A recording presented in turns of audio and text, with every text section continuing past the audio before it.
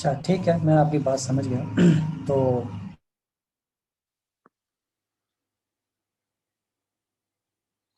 اب ہم ہیلو، السلام انشاءاللہ علیکم. آپ کی تمام کیوریز کے جی آواز آ رہی ہے آپ جی السلام علیکم. جی آواز آ رہی ہے؟ کو؟ جی آ رہی ہے. وعلیکم السلام.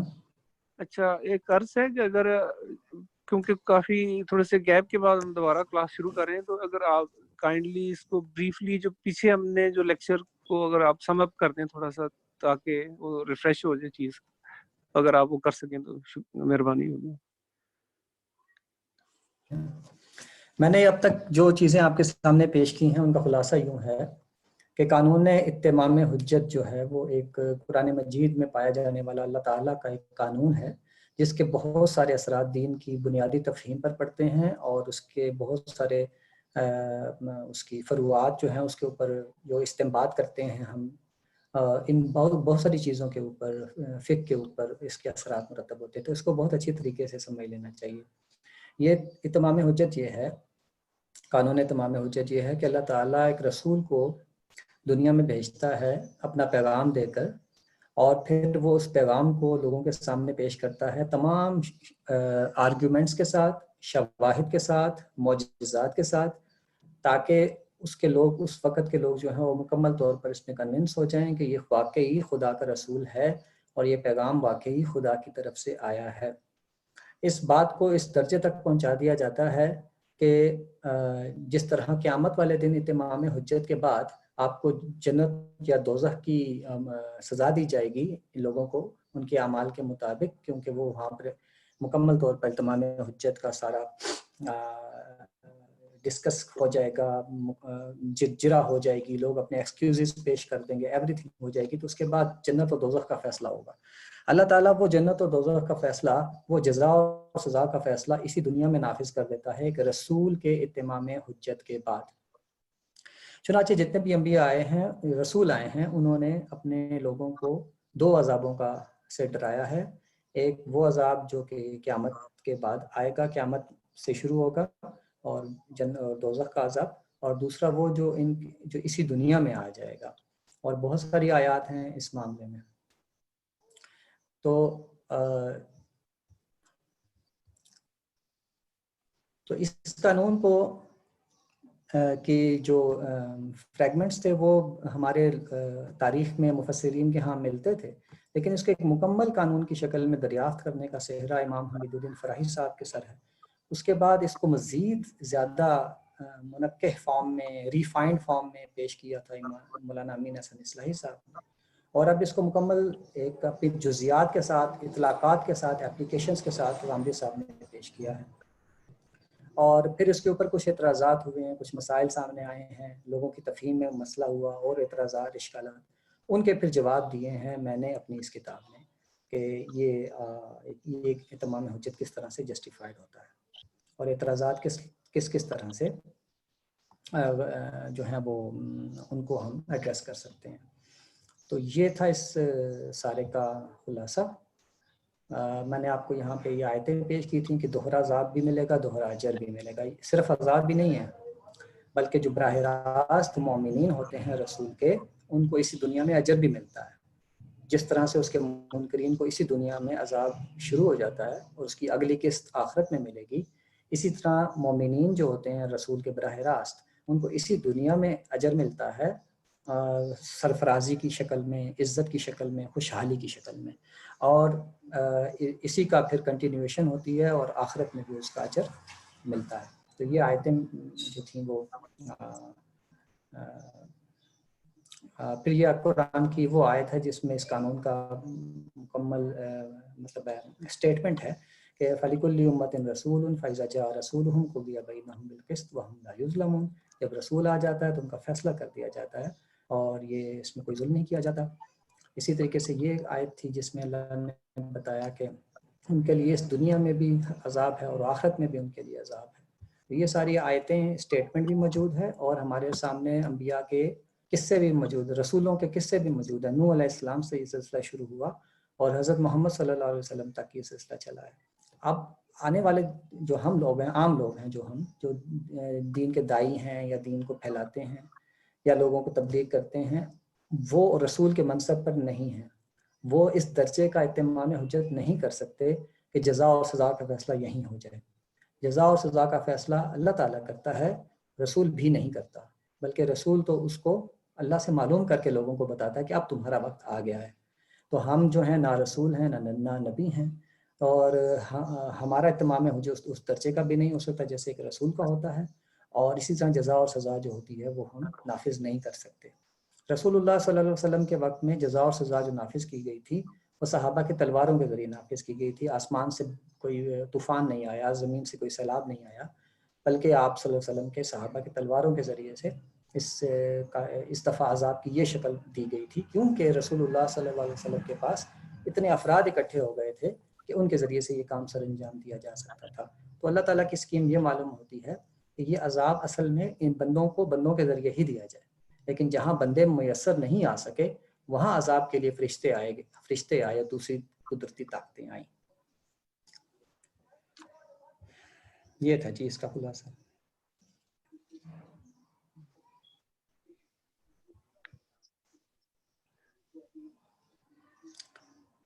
اچھا جی،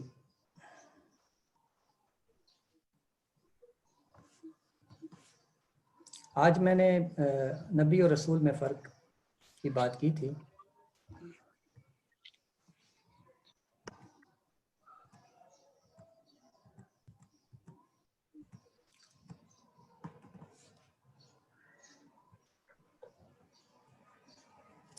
ہم امت کے شعور میں ہمیشہ یہ بات رہی ہے کہ نبی اور رسول میں فرق ہے، لیکن وہ فرق کیا ہے اس کو کبھی متعین نہیں کیا جا سکا صحیح طریقے سے۔ اب وہ آیت کون سی ہے جس سے یہ پتہ چلتا ہے کہ نبی اور رسول میں فرق ہے؟ وہ یہ آیت ہے، وَمَا أَرْسَلْنَا مِن قَبْلِكَ مِن رَّسُولٍ وَلَا نَبِيٍّ إِلَّا إِذَا تَمَنَّىٰ أَلْقَى الشَّيْطَانُ فِي أُمْنِيَّتِهِ۔ ہم نے اے پیغمبر تم سے پہلے جو رسول اور جو نبی بھی بھیجا ہے اس کے ساتھ بھی یہی معاملہ پیش آیا کہ اس نے جب بھی کوئی تمنا کی شیطان اس کی تمنا میں خلل انداز ہو گیا، کہ شیطان کی اس خلل اندازی کو اللہ مٹا دیتا ہے۔ تو یہ آیت ہے جس میں اللہ بتاتا ہے کہ ارسلنا من قبلک من رسول ولا نبی، تو یہاں پہ رسول اور نبی دو الگ الگ ذکر کیے گئے ہیں۔ اس سے پتہ چلتا ہے کہ نبی اور رسول دو الگ مناسب ہیں۔ اس کو صاحب کشاف زمخشری نے بھی اس بات کو ذکر کیا ہے، اس کا قائل ہے، اور کہتا ہے کہ من رسول ولا نبی دلیل بین علی تغیر الرسول والنبی، کہ رسول اور نبی جو ہے یہ واضح دلیل ہے اس بات کی کہ رسول اور نبی کے اندر دونوں جو مناسب ہیں مختلف ہیں۔ اسی طرح امام راضی نے بھی یہ بات تسلیم کی کہ ان دونوں میں فرق ہے، تو کہتے ہیں کہ هذه الآیات آیت دالۃ علیہ لأنہ عطف النبی علی الرسول، یہ آیت دلیل ہے اس پر کہ نبی اور رسول میں فرق ہے، اس لیے نبی کا عطف رسول پر ہے۔ تو اس طریقے سے یہ ہمارے اسلاف میں بھی یہ پائی جاتی تھی یہ بات کہ ان میں فرق ہے، لیکن وہ یہ فرق اس طرح بیان کرتے تھے۔ ایک فرق تو آپ مشہور ہے ہی کہ جو رسول جو ہوتا ہے اس کے پاس وہ صاحب شریعت ہوتا ہے، اس کے پاس کتاب ہوتی ہے، اور جو نبی ہوتے ہیں وہ دوسرے رسولوں کے پیروکار ہوتے ہیں۔ یہ ایک فرق بیان کیا جاتا ہے۔ اور دوسرا یہ کہ جو نبی اور رسول ہوتا ہے اس کے پاس فرشتہ آتا ہے اور اس کو براہ راست بتاتا ہے کہ تم رسول ہو، لیکن نبی کے پاس کوئی فرشتہ نہیں آتا بلکہ اس کو الہام سے یا خواب میں آنے سے پتہ چل جاتا ہے۔ یہ امام راضی نے بھی لکھا ہے، لیکن اس پہ کوئی دلیل نہیں دی انہوں نے، یعنی صرف لکھا ہے کہ ایسے ہوتا ہے، اس کی کوئی وہ دلیل ساتھ میں انہوں نے دی نہیں۔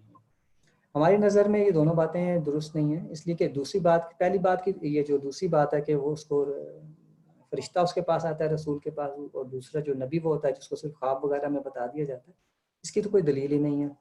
اور دوسری بات یہ کہ رسول جو ہوتا ہے وہ صاحب شریعت ہوتا ہے اور صاحب کتاب ہوتا ہے، اور وہ پیروکار نہیں ہوتا، اس کی نئی شریعت ہوتی ہے، تو اس حساب سے 4 رسول بنتے ہیں۔ جبکہ حدیث میں پوچھا گیا رسول اللہ صلی اللہ علیہ وسلم سے کہ کتنے رسول ہوئے اور کتنے نبی ہوئے، تو آپ نے فرمایا کہ 313 تو رسول تھے اور نبی 1,24,000، یا نبیوں کی بہت بڑی تعداد بتائی، اور اس میں کہا کہ اس میں سے رسول صرف 313 تھے۔ اچھا، دوسری بات یہ کہ جن کے بارے میں کنفرم ہے کہ وہ رسول ہیں، مثال کے طور پر عیسیٰ علیہ السلام کے بارے میں سب کو کنفرم ہے کہ وہ رسول ہیں، لیکن ہم دیکھتے ہیں کہ وہ صاحب کتاب تو تھے لیکن صاحب شریعت نہیں تھے۔ اس کا مطلب یہ ہے کہ وہ خود حضرت موسیٰ علیہ السلام کی شریعت کے پیروکار تھے اور کوئی نئی شریعت انہوں نے نہیں لائی تھی۔ اس لیے یہ بات بھی اس طرح درست نہیں کہی جا سکتی کہ یہ دونوں کا فرق ہے۔ تو یہ جو گزشتہ یہ جو ہیں ہمارے اس بارے میں تصورات، ان کی کمزوری تو ہمیں نظر آ رہی ہے۔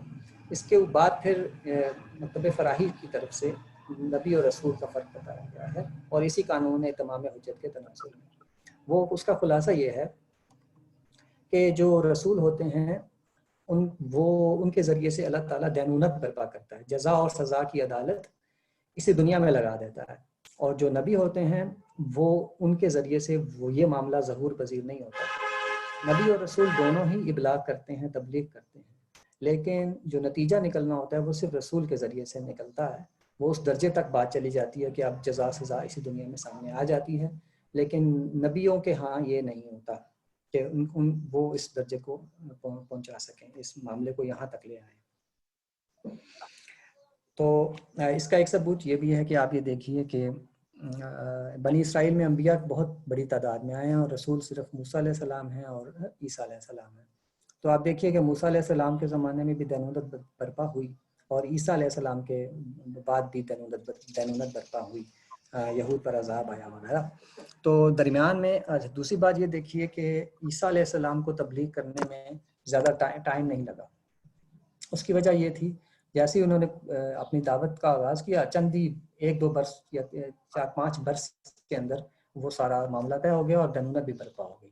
اس کی وجہ یہ تھی کہ پچھلے سارے مراحل جو تھے وہ بنی اسرائیل کے انبیاء طے کرتے ہوئے آ رہے تھے، دعوت دے رہے تھے۔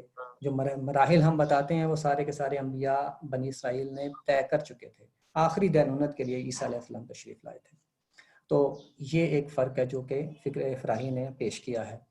اس میں اگر آپ غور کریں گے جب قرآن مجید میں کہ ہم نے یہ کیسے نکالا، تو اس میں یہ چیز ہے کہ جتنا بھی جہاں بھی دینونت یا اتمام حجت کا ذکر آتا ہے وہاں رسول کا لفظ اللہ تعالیٰ خاص طور پر استعمال کرتا ہے اور نبی کا لفظ استعمال نہیں کرتا ہے۔ سورہ ہود، سورہ اعراف اگر آپ پڑھیں، جہاں پہ دینونت کے قصے بیان ہوئے ہیں سارے، وہاں پہ التزام کیا گیا ہے کمپلسری طور پر کہ وہاں پہ رسول کا ذکر آئے، رسول کا لفظ استعمال ہوا ہے، نبی کا لفظ استعمال نہیں ہوا ہے۔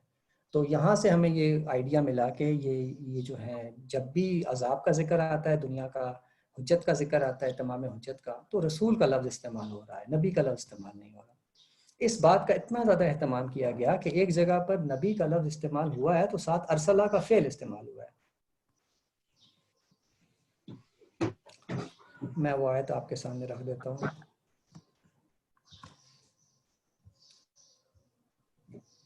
ارسلہ کا وہ فعل استعمال ہوا ہے اور وہ یہ بتاتا ہے کہ نبیوں کو رسول بنا کر بھیجا۔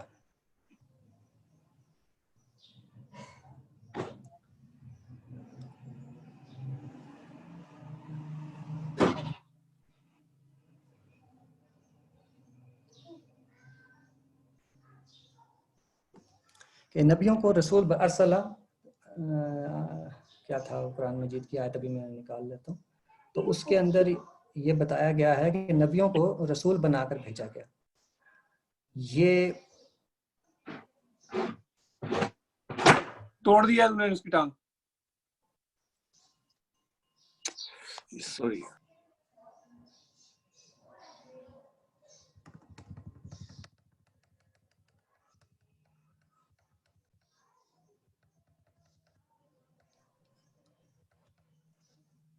جی کنٹینیو کر لیں، میں کر رہا ہوں۔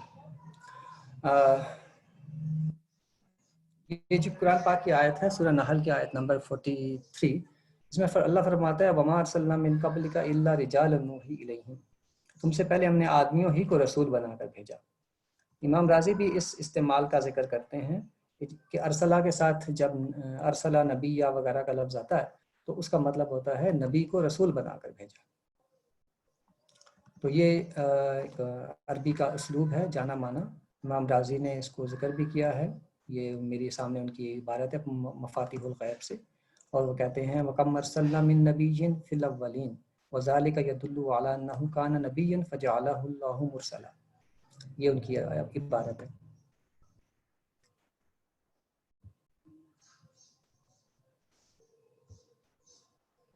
میں آپ کو دکھا دیتا ہوں. یہ عبارت ہے امام رازی کی. وقال فی موضع آخر وکم ارسلنا من نبی فی الاولین وذالک یدل علی انہ کان نبیا فجعلہ اللہ مرسلا. تو یہ فعل کا استعمال موجود ہے کہ نبی کو رسول بنا کر بھیجا تاکہ تمام حجت کیا جا سکے. تو جب یہ تمام حجت رسول کے ذریعے سے ہوتا ہے اور التزام کیا جاتا ہے کہ جہاں عذاب کا ذکر آ رہا ہے، دینونت کا ذکر آ رہا ہے، تمام حجت کا ذکر آ رہا ہے، وہاں رسول کا لفظ استعمال ہوتا ہے. آپ سورہ اعراف میں دیکھ سکتے ہیں. اچھا، یہاں پر پھر ایک سوال یہ پیدا ہوتا ہے کہ بعض جگہ پر ہم دیکھتے ہیں کہ رسول کا لفظ تمام نبیوں کے لیے استعمال ہوا ہے. تو اس کا جواب یہ ہے کہ اللہ تعالیٰ ایک ہی لفظ کو بعض اوقات اصطلاحی معنی کے طور پر استعمال کرتا ہے اور کبھی اس کو لغوی معنی کے طور پر استعمال کرتا ہے. ہمیں پتہ ہے کہ فرشتوں کے لیے بھی رسول کا لفظ قرآن مجید نے استعمال کیا ہے. تو وہ مقصد ہوتا ہے اس کا لفظی مطلب. لیکن جہاں اصطلاحی مطلب لانا چاہا تو وہاں پر نبی کا لفظ استعمال نہیں کیا ہے. تو یہ اللہ تعالیٰ گویا انڈیکیٹ کرتے ہیں اس طرح سے کہ کس جگہ پر وہ اس کو اصطلاحی معنی میں لے رہے ہیں اور کس جگہ پہ اس کو لغوی معنی میں لے رہے ہیں. تو اصطلاحی معنی میں بھی اس کو استعمال کیا ہے. اسی طرح تمام رسول پیغمبروں کو نبی کا لفظ بھی قرآن مجید میں استعمال ہوا ہے. تو وہ لغوی معنی کے اعتبار سے ہے کہ جن کے پاس خبر آئی یا جن کو بھیجا گیا. لیکن جب دینونت کا ذکر آیا، جب حجت کا ذکر آیا، وہاں پہ التزاماً نبی کا لفظ استعمال نہیں ہوا. اس سے پتہ چلتا ہے کہ یہ جو تھے وہ رسول کا لفظ اس خاص مسئلے میں استعمال کیا جا رہا ہے. اچھا، پھر یہ ایک اشکال یہ پیش کیا گیا کہ اگر سارے یہ نبی اور رسول الگ الگ ہیں تو پھر اور اس کے ساتھ تمام حجت اور دینونت کا ذکر آنا چاہیے، تو پھر اسماعیل علیہ السلام کے تذکرے میں ایسا کیوں نہیں ہوا؟ اللہ فرماتا ہے کہ وَاذْكُرْ فِي الْكِتَابِ اسماعیل إِنَّهُ كَانَ صَادِقَ الْوَعْدِ وَكَانَ رَسُولًا نَبِيًّا، کہ وہ رسول بھی تھے اور نبی بھی تھے. اور یہ بھی ہمیں پتہ ہے کہ ان کی دینونت کا تو کوئی قصہ ہمیں معلوم ہی نہیں ہوا. تو یہاں پر یہ پھر یہ اس کو آپ کیسے جسٹیفائی کریں گے؟ تو اس کا جواب یہ ہے کہ اسماعیل علیہ السلام کو یہ موقع پیش ہی نہیں آیا. ان کی تو قوم ان پہ ایمان لے آئی تھی، جس وجہ سے وہ دینونت کا وہ مسئلہ، وہ عذاب، یہ سب کچھ پیش ہی نہیں آیا. اسی بنا پر اسماعیل علیہ السلام کی قوم جو قبیلہ بنی جرہم اور عرب کے جو لوگ تھے، ان کا وہ ذکر تفصیلاً کیا ہی نہیں گیا، کیونکہ اللہ تعالیٰ نے ان اقوام کے قصے عرب کو سنائے تھے جن کی حالت ان کے مشابہ تھی. یعنی کہ جس طرح سے یہ وہ سرکشی میں مبتلا تھے عرب والے حضور صلی اللہ علیہ وسلم کے سامنے، اسی طریقے سے تاریخ سے صرف انہی قصے لیے گئے جن کے حالات ان کے مطابق تھے. وہ بھی سرکشی اور عناد کا شکار تھے اور نبی کو جو ہے وہ ذکر پہنچا رہے تھے. تو اسماعیل علیہ السلام کی جو قوم تھی اس نے تو ایمان لے آیا تھا ان کے اوپر. اس وجہ سے وہ تذکرہ جو ہے وہ اپنے تمام پہلوؤں کے ساتھ یہاں پہ منطبق ہوتا نہیں تھا. تو اس لیے اللہ تعالیٰ نے اسماعیل علیہ السلام کی قوم کا تذکرہ ہی نہیں فرمایا. لیکن وہ رسول تھے اور اگر ان کی قوم ایمان نہ لاتی تو ان کے ساتھ بھی وہی کچھ ہوتا جو باقی رسولوں کے ساتھ ہوا. اس کا ثبوت ایک اور بھی ہے کہ ابراہیم علیہ السلام رسول تھے، اور قرآن مجید میں ہی آیا ہے سورۃ توبہ میں کہ ابراہیم کے جن قوموں پر عذاب آیا ان میں ایک ابراہیم کی قوم بھی تھی، مگر ابراہیم کی علیہ السلام کی قوم کا ذکر نہیں تفصیل سے بتایا گیا کہ اس پر کتنا عذاب آیا، کیسے. اس کی وجہ یہ تھی کہ عراق کے اندر وہ پیش آیا تھا اور بہت پرانا واقعہ تھا اور اس کے آثار مٹ چکے تھے. ابراہیم علیہ السلام کی قوم کی دینونت کے آثار ختم ہو چکے تھے اور اللہ تعالیٰ نے تو عبرت دلانی تھی. تو اللہ تعالیٰ نے ان قوموں کو عبرت کے طور پر عرب کے سامنے پیش کیا جن کے آثار ابھی موجود تھے، ان کے لٹریچر میں بھی اور ان کے زمینوں میں بھی. لیکن ابراہیم علیہ السلام کی جو قوم تھی وہ اس کے تو آثار ختم ہو چکے تھے، تو اس وجہ سے ان کا ذکر بھی نہیں کیا. وہ تھوڑے دور کے لوگ ہو گئے ان کے لیے. تو اس بنا پر ابراہیم اور اسماعیل علیہ السلام رسول ہونے کے باوجود ان کی دینونت کے قصوں کی تفصیل پیش نہیں کی گئی، لیکن وہ رسول تھے، عام تھے۔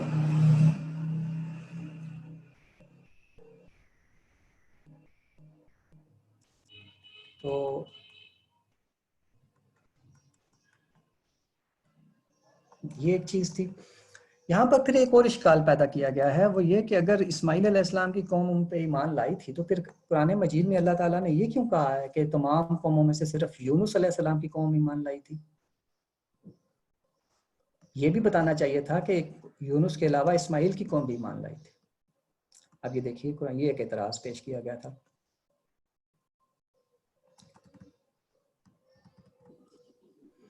اگر آپ تھوڑا سا اس کا زوم بڑھا لیں تو اچھا کیونکہ اسپیس تو آپ کے پاس ہے یہاں پر۔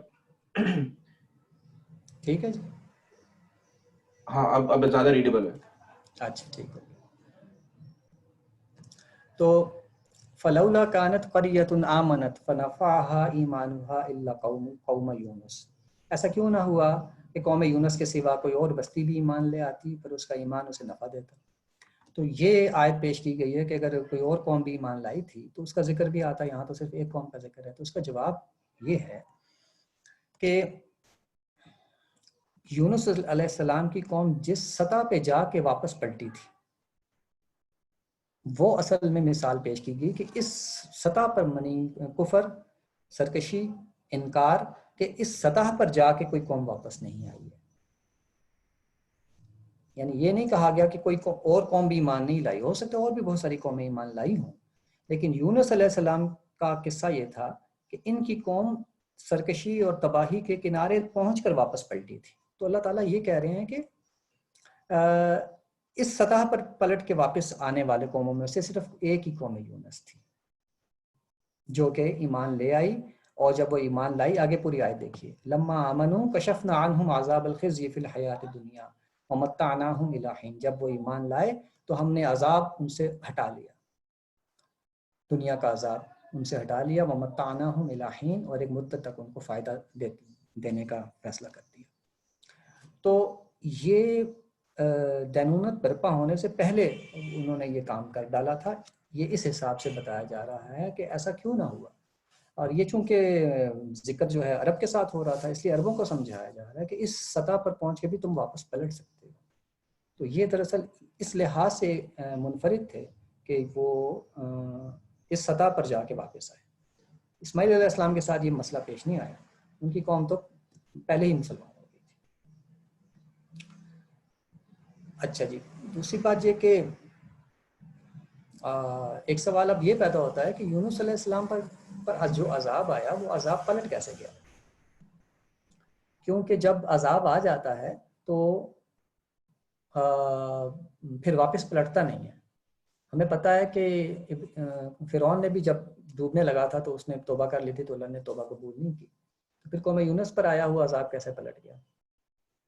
تو اس کا جواب یہ ہے کہ ایک تو ہماری تفاسیر میں کچھ اس طرح سے منظر کشی کی گئی ہے قوم یونس پہ آنے والے عذاب سے کہ عذاب کے آثار ہویدہ ہو گئے تھے، نظر آنا شروع ہو گئے تھے، لوگ ڈر گئے اس کو دیکھ کر اور پھر توبہ قبول کی۔ لیکن تفسیری روایات سے ہٹ کر اگر قرآن اور بائبل کے اس کو دیکھا جائے تو اس میں ایسی چیز ہمیں نہیں ملتی۔ اس میں اللہ تعالیٰ یہ فرما رہا ہے کہ لما آمنوا کشفنا عنہم العذاب، کہ جب وہ ایمان لائے تو عذاب ہم نے ان سے ہٹا دیا، لیکن وہ عذاب ابھی آیا ہی نہیں تھا۔ یعنی کہ ہمارے ہاں یہ تصور پایا جاتا ہے کہ اس قوم کے بارے میں کہ وہ عذاب آ چکا تھا، اس کے آثار نظر آنا شروع ہو گئے تھے اور وہ پلٹ گئے، ایسا نہیں ہوا تھا، بلکہ وہ عذاب ابھی آیا ہی نہیں تھا، اور یونس علیہ السلام وقت سے پہلے نکل گئے تھے۔ تو اب جب وہ چلے گئے تو تب انہیں احساس ہوا اور انہوں نے توبہ کر لی، تو وہ عذاب جو ابھی پردہ غیب میں تھا وہی کشفنا ہو گیا، وہی دور کر دیا گیا، یہ ہوا ہے۔ اب یہ دیکھیے کہ قرآن مجید کہہ رہا ہے کہ لما آمنوا کشفنا عنہم، قرآن مجید میں نے یہ لکھا ہے کہ قرآن مجید کا بیان ہے کہ قوم یونس علیہ السلام پر پہلے ایمان لائی اور پھر آنے والا عذاب ٹلا، نہ کہ عذاب آ چکا تھا اور وہ پھر ایمان لائی۔ تو لما آمنوا، جب وہ ایمان لائے، کشفنا عنہم العذاب، تو عذاب ہم نے ہٹا دیا. تو اس کا مطلب ہے کہ وہ عذاب ابھی پردہ غیب میں ہی تھا، سامنے آیا ہی نہیں تھا. اس کی مزید اگر تفسیر دیکھنی ہو تو سورہ بائبل کے اندر لکھی ہے کہ یونس علیہ السلام اپنی قوم کو 40 روز کے بعد عذاب آنے کی وعید سنائی تھی، جس پر ان کی قوم نے آہوزاری کی اور ایمان قبول کر لیا.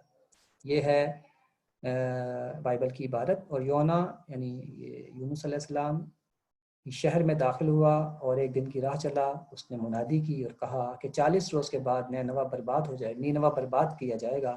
تب نینوا کے باشندوں نے خدا پر ایمان لا کر روزہ کی منادی کی، اور ادنا اور اعلیٰ سب نے ٹاٹ اوڑا. تو چونکہ تفصیلی روایات کی کوئی اہمیت نہیں ہوتی ہے، اگر ہمارے سامنے نص آ جائے بائبل سے یا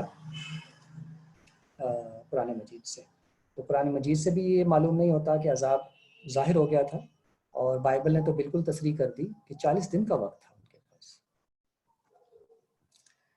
تو اس حساب سے یہ وہ عذاب نہیں ہے جو فرعون نے دیکھ لیا تھا تو پھر وہ واپس نہیں پلٹا، کیونکہ اس وقت کی توبہ قبول نہیں ہے.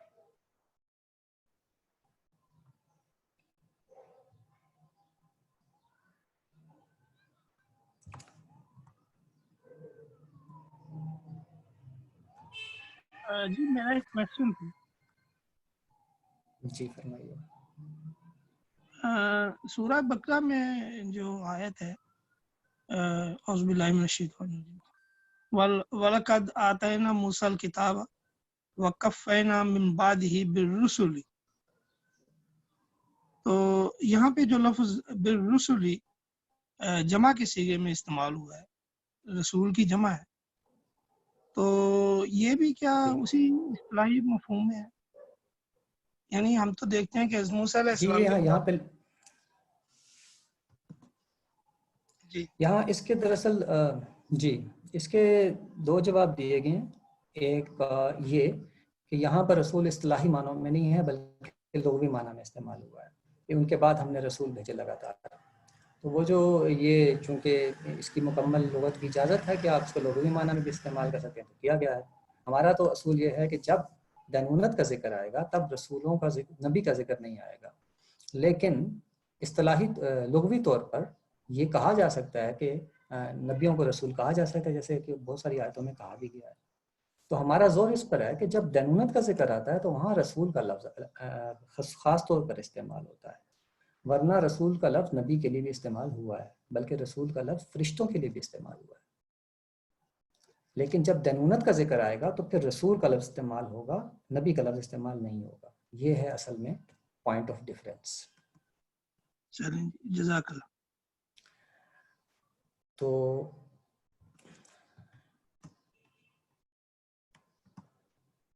یہ تھا جی نبی اور رسول کا فرق. آپ اگر دلچسپی رکھتے ہو تو پھر جو جہاں جہاں دینونت کا ذکر قرآن مجید میں آیا ہے وہاں وہاں آپ تمام نبیوں کے لفظ، نبی اور رسول کے لفظ کو تتبع کریں، اس کو فالو کریں، تو آپ کو یہ ایویڈنس خود آنکھوں کے سامنے نظر آ جائے گی. ایک کویشچن میں پوچھ لیتا ہوں، یعنی ہو سکتا ہے یہ پہلے بھی کویشچن ریپیٹ ہوا ہو. کہیں قرآن میں اس بات کی کوئی ایکسپلینیشن یا کوئی جسٹیفیکیشن دی ہے کہ جو نبی بھیجے جاتے ہیں وہ لیٹ سے یعنی اگر ہم اس روایت کو بھی لے لیں جس کے مطابق جو ہے وہ 1,24,000 ہیں، تو نبیوں میں اور رسولوں کی تعداد میں ایک بہت بڑا فرق ہے. تو کب اور کیوں نبی بھیجے جاتے ہیں اور کب اور کیوں رسول بھیجے جاتے ہیں، یعنی اس کی کہیں کوئی ایکسپلینیشن یا کوئی جسٹیفیکیشن دی ہے قرآن نے؟ اس طرح سے کوئی ایکسپلسٹ نص تو نہیں ہے، اسٹیٹمنٹ تو نہیں ہے کہ نبی کب بھیجے جاتے ہیں، رسول کب بھیجے جاتے ہیں. لیکن ہم جو اپنے طور پر سمجھ پاتے ہیں اپنی عقل سے وہ یہ ہے کہ جو معاملہ ہمارے سامنے ہے قرآن مجید اور بائبل کی شکل میں، انہی انبیاء کا ہمیں سب پتہ ہے اور تو ہمیں پتہ نہیں ہے. اس میں انبیاء صرف بنی اسرائیل میں آئے ہیں، باقی جتنی بھی قوموں پر آئے ہیں وہ رسول آئے ہیں. تو اب بنی اسرائیل کا میں نے کل پچھلے لیکچر میں بھی عرض کیا تھا کہ بنی اسرائیل ایک خاص قوم تھی اللہ تعالیٰ کی. تو ہر جلدی اگر رسول آ جاتے ہیں ان کے اوپر تو ان کے ساتھ معاملہ بہت جلدی نمٹ جاتا، بہت جلدی ختم بھی ہو سکتا تھا. تو اللہ تعالیٰ نے اس کو لنگر آن کیا اپنی حکمتوں کے حساب سے اور نبیوں کو بھیجا تاکہ وہ ہر دفعہ ان کو استیصال یا ہر دفعہ عدالت نہ لگانی پڑے، بلکہ ان کو موقع ملتا رہے۔ اس کی میں نے ایک مثال دی تھی کہ نوح علیہ السلام کو دیکھیے آپ، 950 سال تک وہ تبلیغ کرتے رہے، اور یہ بھی ممکن تھا کہ وہ 950 سال ایک اکیلے نوح نہ کرتے، بہت سارے انبیاء آتے اور کرتے رہتے، اور پھر آخر میں ایک نوح علیہ السلام آتے اور دینونت برپا ہو جاتی، لیکن وہاں ایک ہی رسول سے 950 سال تک کام لیا گیا۔ بنی اسرائیل جو ہے وہ بھی 2000 سال ان کی وہ مدت ہے جس میں ان کے پاس کتابیں اور نبی آئے ہیں۔ تو یہاں پر دوسرا طریقہ اختیار کیا گیا کہ بجائے کسی ایک رسول کو اتنی طویل عمر دی جاتی، ان کو بار بار نبی آتے رہے۔ تو میرے نزدیک جس طرح نوح علیہ السلام کی قوم کے ساتھ معاملہ ہوا ہے کہ 950 سال تک تبلیغ ہوئی، اسی طرح ان کو بھی 2000 سال تک تبلیغ ہوتی رہی۔ وہاں ایک اکیلے رسول نے سب کچھ کیا، یہاں متعدد نے مل کر کیا۔ تو یہ ہے اس طرح سے۔ اچھا، تو مگر میں اس میں صحیح سمجھ رہا ہوں تو باقی جو ایک طریقے سے دنیا میں قومیں پھیلی ہوئی تھیں، آئی ڈونٹ نو کہ ہم کس جغرافیکل مطلب ایکسپینس کی بات کر رہے ہیں اس کے اندر، تو ان کے پاس تو رسول آئے اور انہوں نے جو ہے وہ اتمام حجت کیا، لیکن یہ جو بنی اسرائیل کی قوم، بنی اسرائیل کی آپ بات کریں نا، جی بنی اسرائیل کی جو، اس کو جیسے مسلمانوں کے لیے کہا گیا ہے کہ جی تمہیں ایک امت کے طور پہ جو کھڑا کیا گیا اور تمہارے اوپر ایک ذمہ داری ہے، ان کے اوپر بھی ایک ذمہ داری تھی، تو ان کے پاس جو ہے وہ انبیاء ان سینس مصلحین کے طور پہ جو ہے وہ آ رہے تھے، جو ان کو بار بار جو ہے وہ اپنے کام جو ہے ان کا اس کا ریمائنڈر دے رہے تھے، اس پہ واپس لے کے آ رہے تھے، لیکن ان پر فیصلہ کن جو ججمنٹ ہے وہ نہیں پاس کی جا رہی تھی، بس ان کو کھڑا کیا گیا تھا تو ان کو چلایا جا رہا تھا۔ بالکل ایسا ہی ہے، بالکل درست سمجھے آپ۔ تو فیصلہ کن ججمنٹ ان کے اوپر نہیں دی گئی، اور یہ بھی دیکھیے کہ یہ بالکل ٹھیک ہوا، کئی دفعہ یہ سنبھلے بھی ہیں تاریخ میں۔ جب سنبھل جاتے تھے تو اس کا مطلب ہے کہ یہ اس قابل نہیں تھے کہ ان کو اناہیلیٹ کر دیا جاتا، استیصال کر دیا جاتا۔ تو لیکن جب انہوں نے بالکل اپنی وہ ختم کر دی، اپنی نااہلی ثابت کر دی آخری درجے میں، تو پھر معاملہ ان سے پلٹ گیا۔ تو اس لیے فائنل ججمنٹ نہیں دی گئی،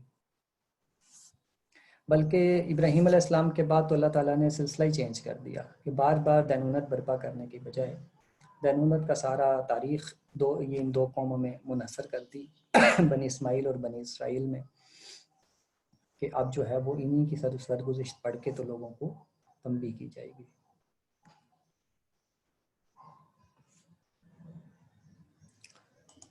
اچھا جی، اچھا پھر یہ دیکھیے یہاں پر سورہ نساء کی ایک آیت ہے، تھوڑا سا یہ گرامیٹیکل ہو جائے گا، ہو سکتا ہے کچھ لوگوں کے لیے اس میں وہ ہو مسئلہ کہ گرامر کے حساب سے۔ میں یہ دکھانا چاہ رہا ہوں کہ جب حجت کا ذکر آتا ہے تو رسولوں کا ذکر کس اہتمام سے اللہ تعالیٰ کرتا ہے۔ یہ قرآن کی آیت ہے کہ آپ کو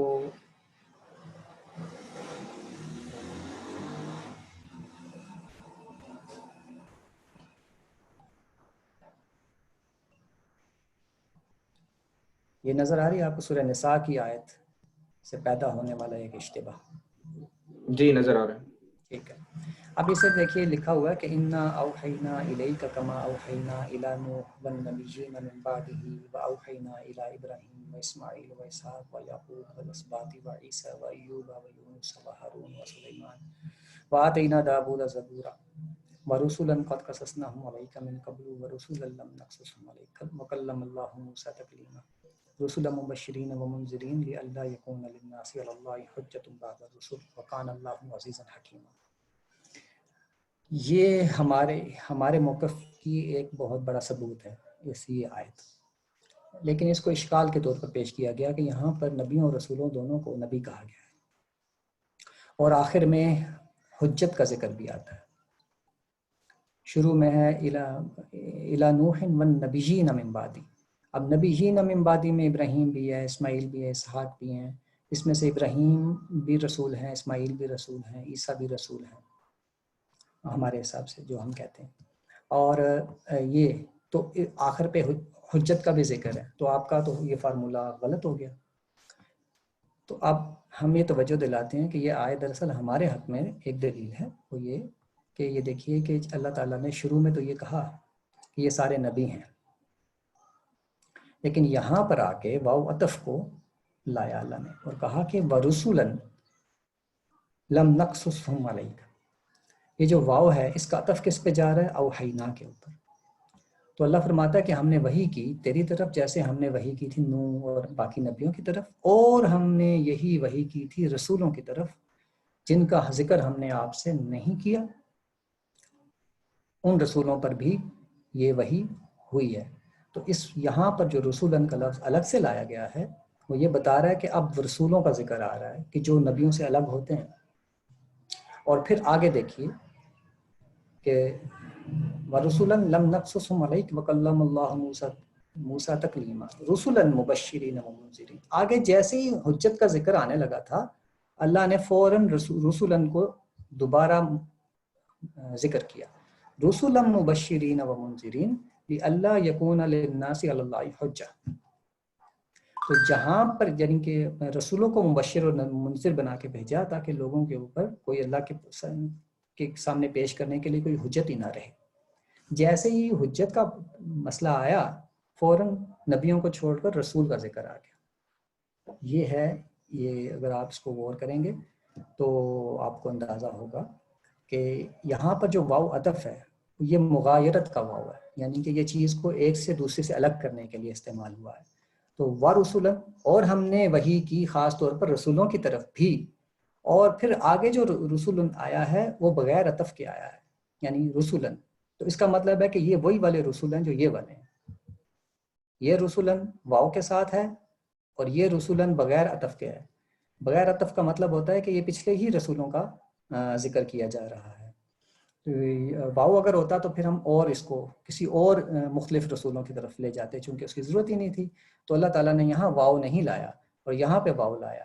یہاں واو لا کر نبیوں سے الگ کر لیا اور یہاں بغیر واو کے بتا دیا کہ یہ یہی والے رسولوں کا ہم ذکر کر رہے ہیں جو اب لوگوں کے سامنے حجت کمپلیٹ کر دیتے ہیں. تو یہ اہتمام بڑا غور و فکر کا متقاضی تھا کہ اس کو جج کیا جاتا اور وہ جج کر لیا گیا ہے کہ جب بھی حجت کا ذکر آئے گا وہ رسولوں کے ساتھ ہوگا.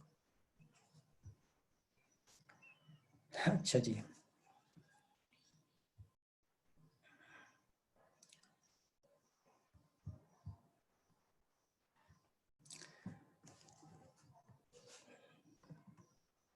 سر مجھے ایک دو چھوٹے چھوٹے سوال کرنے ہیں.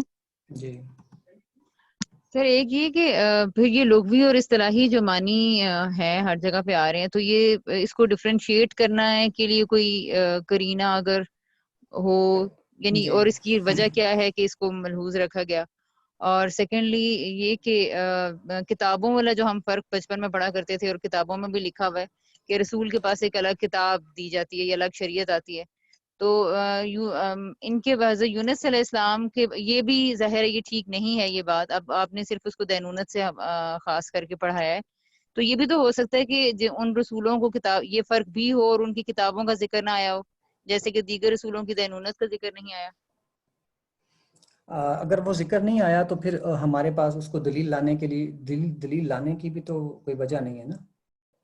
یعنی اگر ان کو کتابیں دی گئی ہیں اور اس کا ذکر نہیں آیا، جب ذکر نہیں آیا تو ہم دلیل تو لا نہیں سکتے نا. تو اس لیے پھر یہ دلیل بن ہی نہیں سکتی، استقرا نہیں نہ کر سکتے ہم. پھر یہ دلیل بن نہیں سکتی کہ ان کو کتابیں ملی تھیں جب ہمیں پتہ ہی نہیں کہ ملی تھی کہ نہیں ملی تھی. تو پھر ہم کیسے کہہ سکتے ہیں کہ کتاب والے ہی رسول ہوں گے. دوسری بات یہ ہے کہ یہ نہیں صرف کہا جاتا کہ وہ صاحب کتاب ہوگا، بلکہ کہتے ہیں کہ صاحب شریعت ہوگا. یہ ہماری اس میں ہے. تو حضرت عیسیٰ تو صاحب شریعت نہیں تھے، وہ تو موسوی شریعت کے پیروکار تھے. رہ گیا کرینہ کیا ہے اس کو جج کرنے کا، تو وہ میں نے عرض کیا کہ وہ حجت اور دینونت کا ذکر ہے. آپ سورہ اعراف کو پڑھیں، سورہ ہود کو پڑھیں، سورہ قمر کو پڑھیں جہاں پر دینونت کا ذکر زیادہ تفصیل سے کیا گیا ہے، وہاں پہ آپ کو التزام نظر آئے گا کہ رسول کا لفظ استعمال ہو رہا ہے۔ صحیح۔ اور باقی اور یہ سر تو جہاں کم تفصیل سے کیا گیا ہونا تو پھر وہاں پہ بھی یہی چاہیے، رسول ہی آنا چاہیے نا۔ اللہ تعالیٰ دراصل اس طرح نہیں کرتے، جو زبان استعمال اللہ تعالیٰ کرتے ہیں وہ انہی لفظوں میں سے اصطلاح بناتے ہیں جو عام لفظ ہوتے ہیں۔ تو یہ لبرٹی ہوتی ہے مصنف کے پاس کہ وہ ایک لفظ کو اس کی لغوی معنی میں بھی استعمال کر لے، اصطلاحی معنی میں بھی استعمال کر لے۔ تو اللہ تعالیٰ نے اس کو لغوی معنی میں بھی استعمال کیا ہے، فرشتوں کے لیے بھی رسول کا لفظ آیا ہے، تو اب کیا کریں اس کا؟ تو اس وجہ سے وہ تو ہو گیا لغوی استعمال۔ اصطلاحی کیسے پتہ چلے گا؟ اصطلاحی اس طرح پتہ چلے گا کہ جہاں جہاں دینونت کا ذکر آئے گا وہاں رسول کا لفظ استعمال ہوگا، صحیح۔ وہاں نبی کا لفظ آپ کو ملے گا نہیں، اور اگر نبی کا لفظ کہیں آیا تو اس کے ساتھ ارسلہ کا فعل ہوگا۔ سر اس کو میں سمجھ نہیں سکی، اس فعل کی وجہ کو، اس فعل کو ارسلہ کے فعل کی۔ ارسلہ کا ایک مطلب ہوتا ہے بھیجا، ارسلہ رجلن آدمی کو بھیجا، لیکن اس کا ایک دوسرا مطلب ہوتا ہے آدمی کو رسول بنا کر بھیجا۔ عربی کا اسلوب ہے نا، تو عربی کے اسلوب میں یہ موجود ہے، ارسلہ رسولا، ارسلہ نبیا، یہ نبی کو رسول بنا کر بھیجا۔ تو یہ عربی کا اسلوب ہے، امام راضی نے خود اس کا ذکر کیا ہے اپنی تفسیر میں۔ تو اس جو ہے وہ چنانچہ ہمارے پاس یہ جواز موجود ہے کہ جہاں پہ اگر نبی کے ساتھ ارسلہ کا لفظ آیا ہے تو پھر ہم اس کو رسول کے میننگ میں لے لیں۔ یعنی کہ سر ارسلہ کی وجہ سے نبی کے معنی متعین ہو گئے، ایسے ہی؟ جی، نبی کا ٹھیک، منصب متعین ہو گیا۔ صحیح، بالکل صحیح، ٹھیک ہے، تھینک یو سر۔ اس سے دوسرا جو ٹاپک ہے وہ ہے رسولوں کا غلبہ۔ تو جو رسول ہوتے ہیں وہ اپنی قوم کے اوپر غالب آتے ہیں، یہ اس کی کلیدی آیت ہے، کتب اللہ لاغلبن انا ورسلی ان اللہ قوی عزیز۔ اللہ نے لکھ دیا ہے کہ میں اور میرے رسول غالب ہو کر رہیں گے، حقیقت یہ ہے کہ اللہ بڑا زور والا اور بڑا زبردست ہے۔ اب جیسے ہی ہمارے سامنے میں غالب ہونے کا تصور آتا ہے تو ہم سمجھتے ہیں کہ وہ سیاسی غلبہ ہوگا، رسول جو ہے وہ سیاسی طور پر غالب ہوگا، لیکن نہیں، ایسا نہیں ہے۔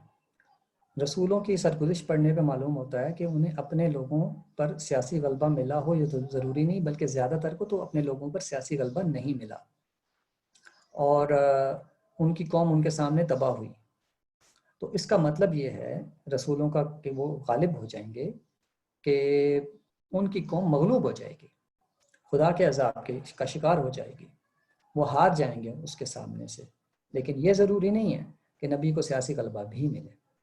چنانچہ جتنے بھی انبیاء تھے، نوح علیہ السلام کا ذکر سب کو پتہ ہے، ان کو کوئی سیاسی غلبہ اپنی قوم پر نہیں ملا تھا۔ چنانچہ اس آیت کا مطلب یہ ہے کہ وہ اس لحاظ سے غالب ہو جائیں گے کہ ان کی قوم ان کے سامنے مغلوب ہو جائے گی، تباہ ہو جائے گی، ذلت اور رسوائی کا شکار ہو جائے گی۔ تو یہ مطلب ہے رسولوں کے غلبے کا۔ دوسری بات یہ کہ رسولوں کو اپنے غلبے کے لیے زندہ رہنا ضروری نہیں ہے۔ وَإِمَّا نُرِيَنَّكَ بَعْضَ الَّذِي نَعِدُهُمْ أَوْ نَتَوَفَّيَنَّكَ فَإِنَّمَا عَلَيْكَ الْبَلَاغُ وَعَلَيْنَا الْحِسَابُ۔ ہم جو وعید انہیں سنا رہے ہیں اس کا کچھ حصہ ہم تمہیں دکھائیں یا تم کو وفات دیں اور اس کے بعد ان سے نمٹیں۔ بہر کیف تمہاری ذمہ داری صرف پہنچانا ہے اور ان کا حساب لینا ہمارا کام ہے۔ دوسری بات یہ کہ رسول اللہ صلی اللہ علیہ وسلم کو جو سیاسی غلبہ ملا اس کی پھر کیا حیثیت ہے؟ ان کو تو سیاسی غلبہ بھی ملا تھا، تو اس کے لیے میں نے عرض کیا کہ یہ غلبہ رسول کو نہیں ملا، یہ غلبہ رسول کو اس طرح سے ملا تھا کہ اصل میں یہ بنی اسماعیل کا غلبہ تھا۔ ذریت ابراہیم کو الگ سے یہ کہا گیا تھا، نبیوں کو ایک سائڈ پہ کریں اور پھر یہ بات سمجھیں کہ ذریت ابراہیم کو یہ کہا گیا تھا بائبل میں بڑی تصریح کے ساتھ اور قرآن مجید میں بھی کہ ان کو اللہ تعالیٰ سیاسی غلبہ دے گا ان کے دشمن قوموں کے خلاف۔ چنانچہ بائبل میں بڑی لمبی لمبی عبارتیں ہیں جس میں وہ انہیں کہا گیا ہے کہ تم اپنے دشمنوں سے لڑو، اور وہ 7 دروازوں سے تمہاری طرف آئیں گے تو 7 دروازوں سے بھاگتے ہوئے واپس جائیں گے، خدا تمہارے آگے ہو کر لڑے گا اور تمام قوموں پر تمہیں سرفراز کرے گا۔ بالکل یہی نصیحتیں، یہی بشارتیں اللہ تعالیٰ نے بنی اسماعیل کو بھی دی. وہ جو میں نے پچھلے لیکچر میں بھی بتایا تھا کہ وعد اللہ الذین آمنوا منکم وعملوا الصالحات لیستخلفنہم فی الارض. وعدہ کرتا ہے اللہ تعالیٰ کہ اس زمین میں تمہیں اقتدار دے گا. وانتم الاعلون ان کنتم مؤمنین. تم ہی غالب تو ہوگے اگر تم. تو یہاں پر جو بنی اسماعیل تھے ان کے لیے سیاسی غلبہ کا جو فیصلہ تھا وہ ان کے لیے تھا. اور رسول اللہ صلی اللہ علیہ وسلم بنی اسماعیل سے تھے اور ان کے سربراہ بھی تھے. چنانچہ جب بنی اسماعیل کو غلبہ دینے کا فیصلہ کیا گیا تو خود رسول صلی اللہ علیہ وسلم آٹومیٹیکلی سربراہی کے منصب پر بیٹھ گئے. اس طریقے سے رسول اللہ کو یہ سیاسی غلبہ ملا ہے. یعنی سیاسی غلبہ آپ کو بنی اسماعیل کے سربراہ ہونے کی حیثیت سے ملا ہے، لیکن جو منصب رسالت ہے اس میں سیاسی غلبہ پانا ضروری نہیں ہے.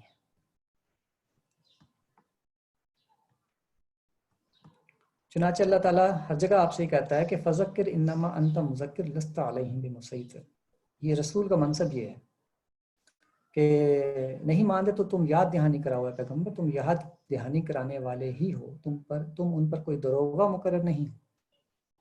اسی طرح کیسے دوسری آیت میں فرماتے کہ نحن عالم بما یقولون وما انت علیہم بجبار. ہم جانتے ہیں جو کچھ یہ کہہ رہے ہیں، اور یاد رکھو کہ تم ان پر کوئی دروغہ مقرر نہیں کیے گئے. سو قرآن کے ذریعے سے یاد دہانی کرو. تو رسول کا جو منصب ہے وہ یہ ہے. اب جو سیاسی غلبہ ہوا وہ بنی اسماعیل کا منصب ہے، اور آپ happen to be head of the بنی اسماعیل تھے، اس لیے آپ کو وہ غلبہ ملا.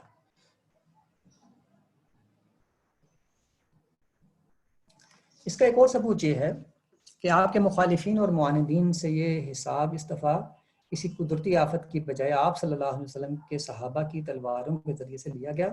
غور طلب بات ہے کہ اس قتال کا حکم کہیں بھی رسول کو براہ راست نہیں دیا گیا. یہ ایک پوائنٹ ہے جو بڑا غور طلب ہے. چونکہ رسول کا یہ منصب نہیں ہے کہ وہ خدا کی دینونت کو برپا کرے، وہ لوگوں عذاب کا آلہ بنے. یہ رسول کا منصب نہیں ہے. چنانچہ یہ جو منصب تھا وہ بنی اسماعیل کا تھا اس ٹائم پر، اور یہی وجہ ہے کہ دینونت کے طور پر جو صحابہ کو حکم دیا جا رہا تھا کہ ان مشرکوں کو مارو، وہ جمع کے سیغے سے دیا گیا ہے. کہیں بھی رسول کو مخاطب الگ سے کر کے نہیں دیا گیا ہے. یہ ایک بڑی اہم نقطہ ہے جس کو سمجھ لینا چاہیے. تو یہ حکم جماعت مومنین کو دیا گیا. آپ چونکہ ان کے سربراہ تھے اس لیے اس حیثیت سے یہ فریضہ آپ کے زیر قیادت انجام پایا، نہ کہ رسول کی منصبی حیثیت سے آپ نے اسے انجام دیا تھا. تو آپ کی دو حیثیتیں تھیں، ایک رسول ہونا اور ایک بنی اسماعیل کا ہیڈ ہونا. چنانچہ یہ جو دینونت آپ نے برپا کرائی وہ بنی اسماعیل کے ہیڈ کے طور پر تھی، منصب رسالت سے اس کا کوئی تعلق نہیں تھا.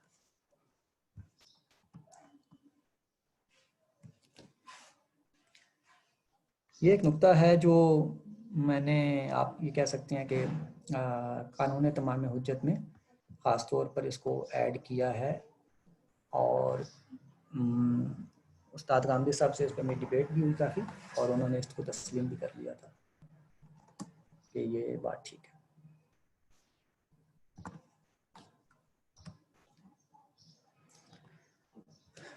جی تو یہ ہے جی آج کا دو. سر لیکن ہر جگہ بولا بتایا یا لیکچرز میں تو ہم یہی سنتے ہیں کہ نبی پاک صلی اللہ علیہ وسلم کے صحابہ کی تلواروں کے ذریعے یہ عذاب دلوایا گیا تھا. تو آپ یعنی کہ کیا اس پوائنٹ کے اندر ایک مزید تخصیص قائم کر رہے ہیں؟ میں اس پوائنٹ کے اندر ایک تفصیل بتا رہا ہوں. وہ تفصیل یہ ہے کہ خود رسول اللہ صلی اللہ علیہ وسلم کا جو یہ آپ نے یہ جو دینونت برپا کی، ظاہر ہے آپ کے ہیڈشپ میں سب کچھ ہوا ہے. تو میں نے اس میں یہ صرف یہ بتانے کی کوشش کی ہے کہ یہ کام آپ نے رسول کی حیثیت سے نہیں، بنی اسماعیل کے سربراہ کی حیثیت سے کیا ہے. سر لیکن پھر اس طرح تو پچھلے سارے رسولوں کی دینونت بھی پھر کوسچنیبل ہو جائے گی. یہی تو آپ نے بتایا ہے کہ رسول کا منصب یہ ہوتا ہے کہ وہ دینونت برپا کرنے کے لیے آتے ہیں. دینونت رسولوں کے اتمام حجت کے نتیجے میں برپا ہوتی ہے. کوئی بھی رسول خود عذاب نازل نہیں کرتا. نوح علیہ السلام سے لے کر عیسیٰ علیہ السلام تک جتنے عذابات آئے ہیں وہ کسی رسول نے نافذ نہیں کیے، فرشتوں نے کیے ہیں، قدرتی طاقتوں نے کیے ہیں. تو کسی میں بھی رسول کا اپنا انوالومنٹ ہے ہی نہیں. کہ وہ عذاب کو نازل کرتا. یہاں جب معاملہ آیا تو وہی معاملہ یہاں بھی ہونا چاہیے تھا کہ رسول جو ہے وہ نافذ نہیں کر رہا ہے، بلکہ رسول یہ دیکھیے اسے کہتے ہیں ہم آلہ کے ٹولز کے طور پر استعمال کیا گیا ہے لوگوں کو. اللہ تعالیٰ نے بتایا کہ ٹولز کے طور پر اللہ فرشتوں کو استعمال کرتا ہے، ٹولز کے طور پر قدرتی طاقتوں کو استعمال کرتا ہے، ہوا پانی. خود اللہ تعالیٰ نے ٹول کے طور پر بنی اسرائیل کو جب سزا دینی تھی تو ان کے اوپر اس زمانے میں جو عراق کا بادشاہ تھا بخت نصر اور پھر روم کے جو بادشاہ تھے وہ آ گئے اور انہوں نے ان کو سزا دی. تو اللہ تعالیٰ کہتا ہے وہ ہمارے بندے تھے، عباد لی اولی بأس شدید. تو اللہ تعالیٰ ٹول کے طور پر استعمال کرتا ہے انسانوں کو انسانوں کے خلاف، چاہے وہ استعمال ہونے والے لوگ مسلمان بھی نہ ہوں. جیسے کہ بنی اسرائیل کو عذاب دینے کے لیے جن قوموں کو لایا گیا وہ کافر قومیں تھیں، نان مسلم قومیں تھیں، نان بلیورز تھے، تو اللہ نے ان کو لایا. اب جب رسول اللہ صلی اللہ علیہ وسلم کا وقت آیا تو اب یہاں پہ بھی عذاب آنا تھا. تو جب پہلے کبھی کوئی رسول انوالو نہیں ہوا ہے عذاب دلانے نازل کرنے میں، ایز اے ٹول استعمال نہیں ہوا ہے، تو اب وہ ایز اے ٹول استعمال کیوں ہوگا؟ چنانچہ یہ جو اور پھر ہم قرآن پاک میں صاف دیکھتے ہیں کہ آپ کی جو منصب کی ذمہ داری بتائی جا رہی ہے وہ ابلاغ ہے، صرف کہ آپ ابلاغ کریں، دین کو پہنچا دیں، اور ان کا حساب لینا ہمارے ذمہ ہے. اب جب وہ حساب لینے کا وقت آیا تو اللہ تعالیٰ نے جمع کے صیغے میں کہا بنی اسماعیل سے کہ تم نے یہ کرنا، بالکل ایسی جیسے بنی اسرائیل کو ایک زمانے میں کہا. تو وہ بنی اسماعیل جمع کے صیغے میں کہا جائے. سورہ توبہ پڑھیں آپ، وہاں پر جمع کے صیغے میں کہا جائے. بالکل سر. تو اس کا مطلب اب ہولی پرافٹ کیا تھے، ان کا ایک منصب یہ بھی تھا کہ he happen to be the head of Bani Ismail. چنانچہ آپ نے اس کو بنی اسماعیل کے ہیڈ کی حیثیت سے نافذ کیا ہے، منصب رسالت کے تحت نہیں کیا ہے. صحیح. اور سر اس کی شاید پھر وہ بھی ایک جو ہم کہتے ہیں کہ قریشی صحابہ کو آگے کیا جاتا تھا اور ان کو یہ شروع کے شریعت میں بھیجا جاتا تھا، اس کی وجہ بھی یہی تھی کیا؟ جی اصل تو بعد وہی کے تھا. لوگوں کو یا نصارہ کو نہیں آگے لایا جاتا تھا. اس کی کچھ پولیٹیکل وجوہات بھی ہو سکتی ہیں، صحیح. لیکن چونکہ اصل یہ کام اور یہ بہت ذمہ داری قریش کا تھا، اصل یہ ذمہ داری قریش کی تھی، تو انہی کو سب کچھ کرنا تھا. تو یہ تو سعادت انہوں نے حاصل کر لی کہ وہ معاون بنے اور انہوں نے اس کام کو ان کے لیے آسان کر دیا انصاریوں نے. ویسے لیکن سر انصاری بھی تھے تو عرب ہی نا؟ جی عرب تھے، لیکن وہ بنی اسماعیل میں سے نہیں تھے. ہاں صحیح. جو بنی اسماعیل تھے وہ قریش تھے. ٹھیک سر، ٹھیک.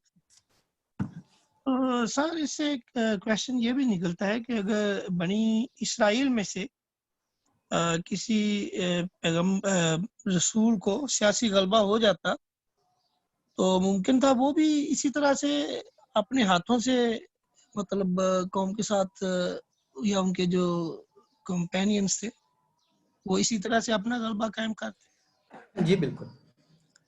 اللہ سب سے پہلے رسول تھے نوح علیہ السلام. وہ اپنی قوم کو مادی خوشحالیوں کا ذکر کرتے ہیں کہ تم جو ہو وہ یرسل علیکم مدرارا، تمہیں بارش بہت کو بھیجے گا، برکات دے گا. یہ تو اور ظاہر ہے کہ ایک قوم اگر پراسپیرٹی میں ہے تو اس کا مطلب وہ سیاسی طور پر خود مختار تو ہوگی. تو اس بنا پر یہ جو تھے اگر اس زمانے میں وہ ایمان لے آتے نوح علیہ السلام کے اوپر تو وہ خدا کے اعلیٰ اور جارحہ بنتے.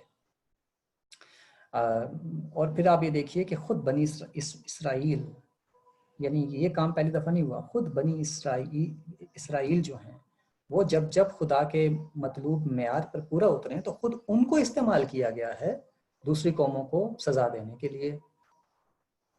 سلیمان علیہ السلام کا اور ملکہ بلقیس کا قصہ تو ہمارے سامنے ہی ہے کہ اگر ملکہ بلقیس لڑائی پر اتر آتی تو پھر لڑائی کس سے ہوتی؟ بنی اسرائیل کے ساتھ.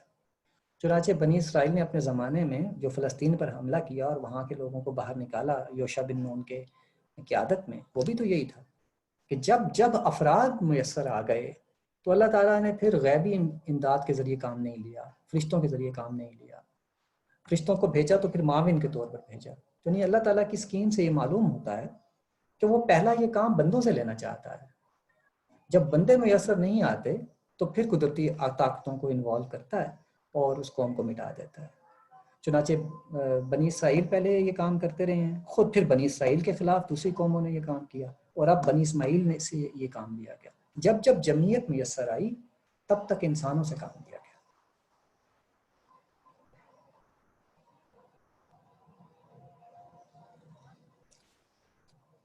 آئی ہوپ کہ آپ کو میں نے جواب آپ کو سمجھ آ گیا ہوگا. اگر پھر آپ بھی کی کوئی کتاب مارکیٹ میں اویلیبل ہے؟ جی آپ کی کتاب جو ہے وہ چھپ چکی ہے یا ابھی نہیں؟ بس وہ چھپنے والی ہے انشاءاللہ, بس اب پریس میں جا رہی ہے. سر ایک سوال ہے. یہ جو پہلے جی جی طلعت صاحب پوچھیں سوال. جزاک اللہ. جو عرفان صاحب نے جو بات کی کہ حضرت اسماعیل علیہ السلام کی قوم پہ عذاب کا ذکر اس لیے نہیں ہے کہ وہ ساری قوم ایمان لے آئی تھی, تو اس کا ایویڈنس قرآن اور حدیث میں کہاں ہے؟ اچھا سوال کیا آپ نے. اس کا ایویڈنس یہ ہے کہ کعبہ وہاں موجود تھا اور دین ابراہیم جو تھا وہ ہر بندے کا دین تھا. 300 سال پہلے ان کے اندر شرک اترا تھا. عمر بن عبداللہی نے شرک کو داخل کیا. آپ صلی اللہ علیہ وسلم نے اپنی اس میں فرمایا کہ خدا اس کو عذاب دے. عمر بن عبداللہی میں اس کا نام اگر بھول نہیں رہا, کہ جس نے سب سے پہلے کعبے میں بت پرستی شروع کی. تو اس کا مطلب ہے کہ حضور صلی اللہ علیہ وسلم سے 300 سال پہلے تک وہاں توحید قائم تھی, ہر طرف توحید قائم تھی. عرب کے اندر وہ خاص طور پر مکہ اور بنی جرہم اور قبیلے جتنے بھی تھے وہ سارے کے سارے مسلمان تھے, دین ابراہیمی پر چلتے تھے. اور بت پرستی ان میں جس بندے نے لائی تھی وہ صرف 300 سال پہلے لائی تھی. تو خود حدیث سے یہ ایویڈنس معلوم ہو جاتا ہے. ایک تو یہ روایت سے معلوم ہو جاتا ہے کہ 300 سال پہلے بت پرستی شروع ہوئی, تو اس کا مطلب ہے کہ اس سے پہلے توحید تھی. دوسری بات یہ کہ دین ابراہیمی جو تھا قریش کا وہی دین تھا. سب وہ اپنے آپ کو دین ابراہیمی کا پیرو کہتے تھے. تو اور سارے کے سارے ہی اپنے آپ کو پیرو کہتے تھے. پھر حج ان کے اندر موجود تھا, پھر روزہ ان کے اندر موجود تھا. اس کی شکلیں انہوں نے ڈسٹارٹ کر دی تھیں, بدعات اس کے اندر شامل کر دی تھیں. مگر وہ زکوٰۃ سے بھی واقف تھے, وہ نماز سے بھی واقف تھے, وہ حج سے بھی واقف تھے, اور تمام حرمتوں سے بھی واقف تھے. تو اس لحاظ سے وہ جو مطلب ہے کہ یہ بالکل ایویڈنٹ چیز ہے کہ اسماعیل علیہ السلام کا وہ جو دین تھا وہ عرب کے اندر, جو مکہ کے لوگ تھے اسپیشلی, ان کے اندر مکمل طور پر موجود تھا. جی سوری, یہ جو حدیث بتا رہے ہیں یہ کون سی بک میں جی؟ بخاری شریف کی ہے, مسلم شریف؟ اگر آپ اس کا کوئی اسپیسیفک ریفرنس دے دیں. ابھی ریفرنس تو میرے سامنے نہیں ہے, میں نکال لوں گا پھر آپ کو دے دیتے ہیں. Thank you. تو پورے کا پورا دین پر عمل کر رہے تھے وہ بنی اسماعیل قریش جو تھے, پورے دین ابراہیمی کے پیروکار تھے. اور آپ دیکھیے قرآن پاک میں انہیں یہی کہا جا رہا ہے کہ میں تمہیں دین ابراہیمی کی طرف لا رہا ہوں, وہی جو تمہارے آباء و اجداد کا دین ہے. تو اس لیے یہ تو بالکل کلیئر تھا کہ یہ سب کے سب ایمان لے آئے تھے. سر اس سے تو ایک یہ بھی شاید پوائنٹ کلیئر ہو رہا ہے کہ ہمیں بہت دفعہ یہ خیال آتا ہے کہ پھر بنی اسماعیل میں پیغمبر کیوں نہیں آئے اور وہاں اتنے سارے پیغمبر آتے رہے. تو کیا یہ بھی وجہ ہو سکتی ہے کہ یہ لوگ دین پہ تھے تو یہاں پیغمبر کی ضرورت ہی نہیں پڑی؟ جی ہاں بالکل, یہ بہت اچھا پوائنٹ ہے کہ یہ لوگ شاید دین پر تھے اس لیے ان کے اندر کسی نبی کی ضرورت نہیں پڑی. اور پھر جب اندر شرک اتر آیا تو پھر یہ ایک موقع پہ جا کے اللہ تعالیٰ نے پیغمبر کو بھیج دیا. یعنی انہیں گمراہ ہوئے تو تقریباً 300 سال ہوئے تھے. سر نبی صلی اللہ علیہ وسلم اور حضرت عیسیٰ علیہ السلام کی جو ہے رسالت, اس میں کتنا وقفہ ہے؟ 575 576 576-75 سال کا. جی درست, شکریہ. سر آپ کی یہ بات, سوری عاطف, میرا ایک کوشچن ہے. یہ بات سننے کے بعد, کیونکہ میں نے اس سے پہلے میرا اتنا نالج بھی نہیں, کہ اگر 300 سال پہلے تک وہ حضرت اسماعیل کی قوم تھی وہ ساری باتیں مان رہے تھے, وہ ایمان پہ تھے, تو پھر بنی اسرائیل کو کیوں اتنی اہمیت دی گئی, ان کو اتنا فیوریٹ کیوں بنایا گیا جب حالانکہ اگر دیکھا جائے دونوں میں سے اگر اچھے حضرت اسماعیل کی قوم سے آ رہے تھے اور برے لوگ بنی اسرائیل میں آ رہے تھے تو بنی اسرائیل فیوریٹ کیوں تھی؟ یہ تو خدا کی حکمتیں ہیں، وہ جانتا ہے، لیکن اس کو ہم خدا کی حکمتوں کا احاطہ تو ظاہر ہے کر ہی نہیں سکتے، تو اپنے طور پر ہم ان چیزوں کو سمجھنے کی کوشش کرتے ہیں۔ تو ایک زمانے میں یہ سوال میرے ذہن میں بھی آتا رہا تھا کہ بنی اسماعیل کے ساتھ اسرائیل کے ساتھ اتنا کیا، تو میں نے نوٹ کیا کہ ساری قومیں جو ہوتی ہیں وہ ایک ہی پیٹرن پر چلتی ہیں، شروع میں صحیح ہوتی ہیں، بعد میں بگڑتی ہیں، اور پھر بگڑتی چلی جاتی ہیں، پھر سنبھلتی ہیں، پھر بگڑتی ہیں۔ تو ایک وقت تھا ان کا پورا نہیں ہوا تھا، اس وجہ سے ان کو اللہ تعالیٰ ان کے ساتھ لگا رہا، اور بنی اسماعیل کو اللہ نے اس ٹائم تک دراصل ایک چیز اور سمجھیں آپ، پوری قوموں کی جو تاریخ اگر آپ پڑھیں تو آپ کو معلوم ہوگا کہ کسی قوم کے اندر ایک سپارک پیدا ہوتا ہے اور پوری قوم جو ہوتی ہے وہ ایکٹیو ہو جاتی ہے، اور پھر پوری قوم جو ہوتی ہے ایک وقت آتا ہے کہ سو جاتی ہے۔ یہ آپ پوری انسانی ہسٹری میں دیکھیں گے، گریکس کو دیکھیں، آپ رومنس کو دیکھیں، یہ ترکوں کو دیکھیں، ایک دم ان کے اندر سپارک پیدا ہوتا ہے، سائنسی ایجادات ان میں شروع ہو جاتی ہیں، فتوحات ان میں شروع ہو جاتی ہیں، سیاسی غلبہ شروع ہو جاتا ہے، اور یہ نہیں کہ کسی ایک فیلڈ میں، ہر فیلڈ میں یہ چارج ہو جاتے ہیں، اور پھر ایک وقت آتا ہے کہ یہ سو جاتے ہیں۔ تو بنی اسماعیل کا وہ وقت نہیں آیا تھا کہ ان کے اندر وہ سپارک پیدا ہو جس میں پوری قوم جاگ جاتی، نہیں نکل رہی یونان سے، وہ ایک مطلب میڈیوکر وے میں زندگی گزار رہی ہے پوری کی پوری قوم، لیکن یہی ایک قوم تھی جس میں جو علم اور عمل کا شاہسوار تھی، ایک طرف وہ فلسفے میں کیا کچھ کر رہے تھے، ایک طرف سائنس میں کیا کچھ کر رہے تھے، ایک طرف سکندر ان کا وہ دنیا فتح کرنے نکلا ہوا تھا، اب وہی یونان کی قوم ہے، سوئی ہے، کوئی سپارک نہیں ہے۔ تو اسی طریقے سے ابھی بنی اسماعیل کا وہ سپارک کا ٹائم نہیں آیا تھا کہ وہ ان کو اللہ تعالیٰ استعمال کرتا، مطلب یہ ہماری تھیوریز ہیں، اب اللہ کی حکمتوں کو تو خدا ہی جانتا ہے، اس نے جہاں ہمیں بتائی ہیں وہ تو پتہ لگ جاتی ہیں، جہاں نہیں بتائی ہیں تو پھر ہمیں خود اپنا عقل دورانی پڑتی ہے۔ تو اس بارے میں اس نے ہمیں نہیں بتایا کہ اس نے بنی اسرائیل کو اسپیشلی کیوں چنا اور 2000 سال تک ان کے ساتھ معاملہ کیوں کیا، اور بنی اسماعیل کو اتنی دیر سے کیوں چنا، یہ اس نے نہیں بتایا ہمیں۔ تو ہم اپنے طور پر پھر جب انسانی سماج کا مطالعہ وغیرہ کرتے ہیں تو تھیوریز بناتے ہیں، تو اس میں میری یہ تھیوری یہ ہے کہ بنی اسماعیل کو ابھی تک اس پاک کا ٹائم نہیں آیا تھا جس میں وہ قوم جاگ جاتی ہے، جیسے ہی وہ وقت آیا پیغمبر آ گیا اور اس نے آ کے ان کو ایک راہ پہ لگا دیا، اور اس کی طاقتیں اور توانائی استعمال کر کے دنیا بدل دی۔ شکریہ۔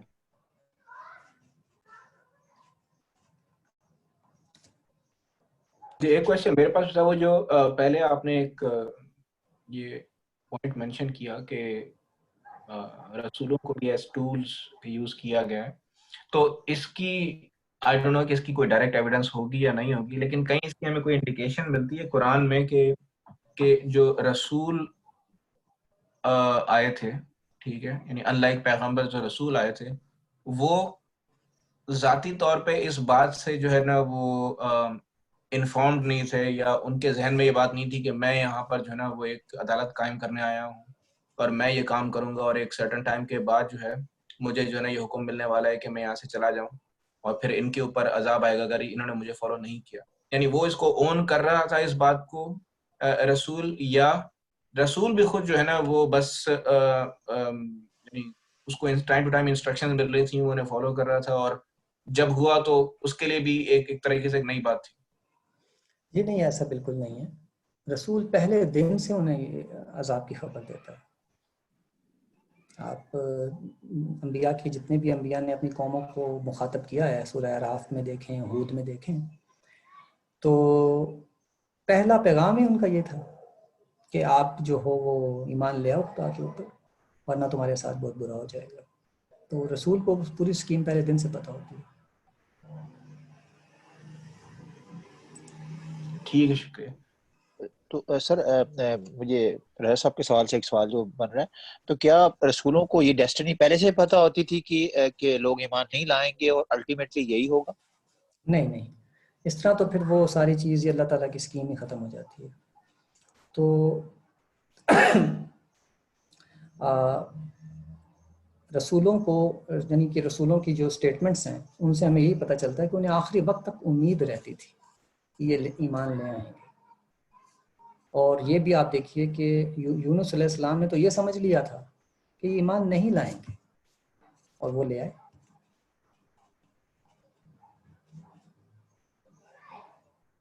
شکریہ سر. یعنی انہیں اتنا ہی علم دیا جاتا تھا رسولوں کو جو ان کے کام کے لیے ضروری تھا.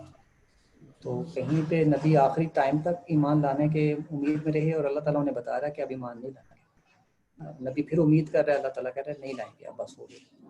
اور دوسری طرف یونس علیہ السلام ہیں جو کہ کہہ رہے ہیں کہ وہ ایمان نہیں لائیں گے اور چھوڑ کے چلے گئے، اور وہ ایمان لے آئے. وہ دونوں کاموں میں ہیں. پھر نوح علیہ السلام کو دیکھیے نا، وہ اپنے بیٹے کے بارے میں بھی انہیں علم نہیں تھا کہ وہ بچے گا یا نہیں. ٹھیک. تو سر اس پہ پھر ہمیں یہ کہیں ڈسٹنکشن قرآن کے اندر نظر آتی ہے کہ جب رسول ایڈریس کرتا ہے اپنی قوم کو، تو یعنی وہ ڈے 1 سے ان کو انفارم کرتا ہے کہ میں جب آپ سے بات کر رہا ہوں اس کا نتیجہ جو ہے وہ عذاب نکل سکتا ہے. جی پہلے جبکہ دن سے نبی جب بات کرتا ہے تو اس کے اندر وہ ججمنٹ نہیں نظر آتی. نہیں، یہ تو نہیں ہم کہہ سکتے. نبیوں کی جو قرآن مجید میں نا، نبیوں کی دعوت کا ذکر بہت کم ہے. رسولوں ہی کی دعوت کا ذکر زیادہ پایا جاتا ہے. لیکن جو نبی ہوتے تھے وہ بھی لوگوں کو ڈراتے تھے خدا کے عذاب سے. بنی اسماعیل کے اوپر جو چھوٹے عذاب آئے، تنبیہی عذاب جنہیں ہم کہتے ہیں، وہ نبیوں کے زمانے میں بھی آئے ہیں ان کو جھنجھوڑنے کے لیے، چھوٹے چھوٹے عذاب. تو اس میں وہ اس بات کی خبر دیتے ہیں کہ یہ تم پر عذاب آ سکتا ہے. لیکن وہ اس تیقن کے ساتھ، کانفیڈنس کے ساتھ یہ اعلان نہیں کرتے کہ میرے ہوتے ہوئے آ جائے گا یا میری تبلیغ کے نتیجے میں آ جائے گا. یہ نہیں وہ کہہ سکتے.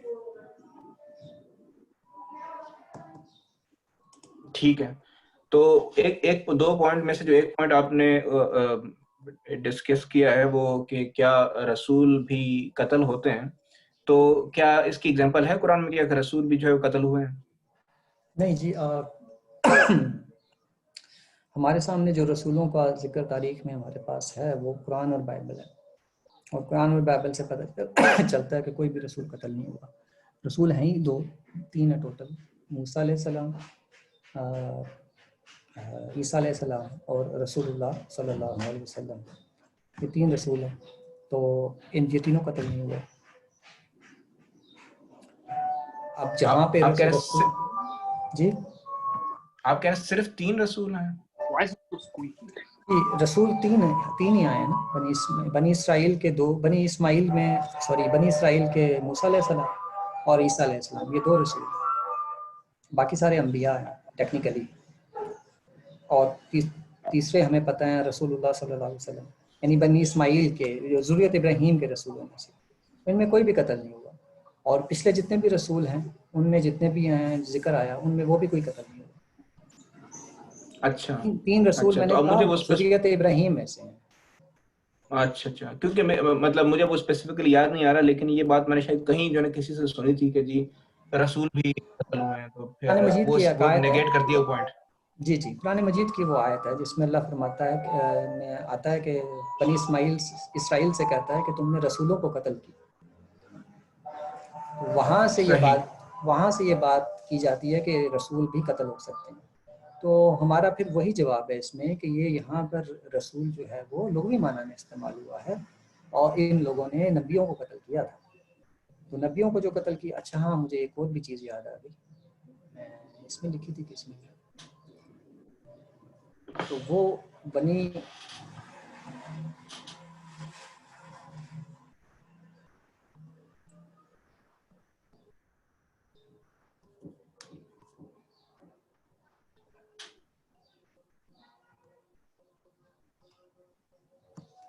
اچھا، تو وہ ہم یہ کہتے ہیں کہ وہ رسولوں کا ذکر ہے، اس میں وہ نہیں ہے، سوری وہ نبیوں کا ذکر ہے. اصطلاحی طور پر وہ نبی تھے لیکن ان کو رسول لغوی طور پہ کہا گیا. اچھا، تو کیونکہ مطلب ہمارا یہ پھر تو اصول یہ ہے کہ جہاں اتمام حجت کا ذکر ہوگا، دینونت کا ذکر ہوگا، وہاں پر لازماً جو ہے وہ رسول کا لفظ استعمال ہوگا. ٹھیک ہے. نہیں، لیکن مطلب کہنے کا مقصد یہ کہ یہ کیا یہ ایک obvious پوائنٹ آف کنفیوژن نہیں ہے، اور اس میں جو ہم یہ لغوی اور کیا کہتے ہیں یعنی فنکشنل جو رول ہے، سوری جو فنکشنل اصطلاحی. یوز ہے، ہاں، تو اس کے اندر جو ہم یہ ڈسٹنکشن کریٹ کر رہے ہیں، یہ ایک طریقے سے ہماری تعویل ہے یہاں پر. کیا یہ صحیح کہنا ہے؟ غلط ہے؟ جی تعویل کہہ سکتے ہیں آپ اس کو، لیکن ہم یعنی کہ ایک مسلمہ ہے کہ قرآن مجید میں الفاظ اپنے لغوی معنی میں بھی استعمال ہوتے ہیں اور اصطلاحی معنی میں بھی استعمال ہوتے ہیں. تو اس کو ڈٹرمن کرنے کا طریقہ جو ہم نے بتایا ہے وہ یہ ہے کہ جب جب دینونت کا ذکر آئے گا تو رسول کا لفظ استعمال ہوگا، نبی کا نہیں آئے گا. اچھا، تو بیسیکلی ہمارا جو آرگیومنٹ ہے وہ ڈیفرنٹ، یعنی ہم آرگیومنٹ یہ دے رہے ہیں کہ ٹھیک ہے کہ قرآن کے اندر جو ہے انبیاء کا ذکر ہے، تو سارے رسول بھی تو ٹیکنیکلی انبیاء ہی ہیں، ٹھیک ہے. تو اور اسی طریقے سے کہیں قرآن کے اندر جو ہے وہ لغوی طور پر کچھ انبیاء کو رسول کہہ دیا گیا ہو، یعنی وہ موجود ہو سکتی ہے، اور اس کے اندر جو ہے وہ کچھ کو جو ہے وہ رسول ہی کہا گیا ہے. فرشتوں کو رسول کہا گیا ہے. ہاں سوری، فرشتوں کو رسول کہا گیا ہے لغوی طور پر. فرشتوں کو بھی رسول کہا گیا ہے، ٹھیک ہے. تو کچھ کو تو رسول ہی کہا گیا ہے، لیکن جب اس اسپیسیفک معاملے کی بات آ رہی ہے تو اس میں جو انوالوڈ ہے وہ صرف رسول ہی ہے، اس میں کوئی اور انوالو نہیں ہوا. نہیں. تو بیسیکلی ہمارا جو پوائنٹ ہے وہ یہ ہے، یعنی کہ ہم اس کو نیرو کر رہے ہیں کہ اس خاص کام کے لیے جب بھی بات ہوئی ہے تو اس میں پھر کوئی اور نہیں آیا. جی، اس میں پھر رسول کا استعمال.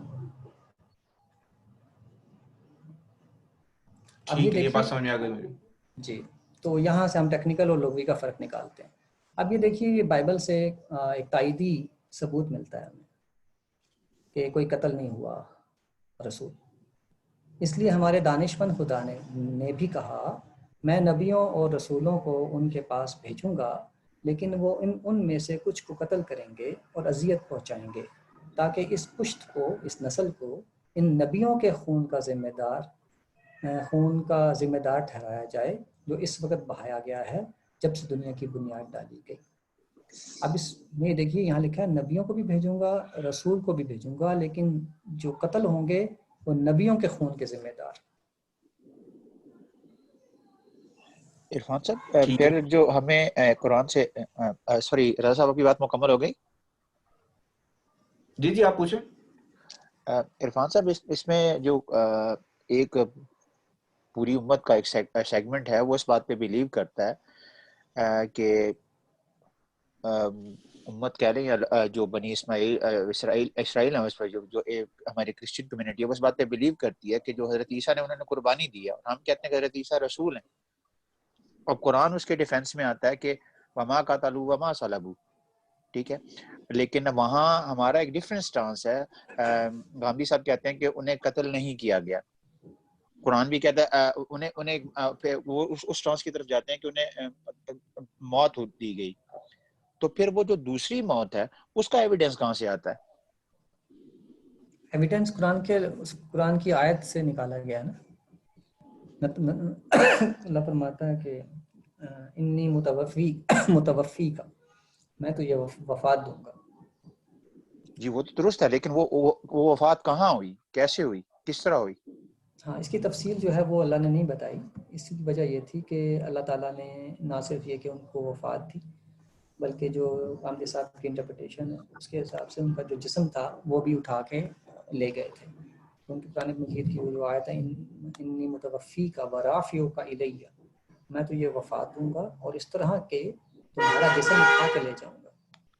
تو اس بنا پر وہ وفات ان کی کس جگہ پہ ہوئی ہے اس کا ذکر اللہ تعالیٰ نے تفصیل ہمیں نہیں بتائی، اس لیے ہم سے مخفی ہے. اچھا یہ تو آپ نے ذرا انٹرسٹنگ پوائنٹ آف ویو بتایا ہے. آئی ڈونٹ نو یا یہ اس کی جو یہ تفصیل ہے مجھے پہلے معلوم نہیں تھی کہ اس کے اندر دونوں باتیں کہیں جا رہی ہیں. یعنی جو نہیں بات پہ جو مشہور جو اختلاف ہے کہ جی زندہ اٹھایا گیا یا ان کو جو ہے وہ موت دے دی گئی, تو ہم صاحب اس کے اندر یہ کہہ رہے ہیں کہ ان کو موت بھی دی گئی, یعنی طبعی موت بھی ہوئی ہے, اور بعد ان کو اٹھایا بھی گیا ہے. دونوں باتیں ہوئی ہیں, یعنی کہ ان اسینس دونوں کیمپ باتیں کر رہے ہیں, تو اس کی دونوں کی بات جو ہے اس کے اندر پارشلی جو ہے وہ جسٹیفائی ہو رہی ہے. جی ہاں, تو اس لیے ان کو اٹھا کے لے گئے.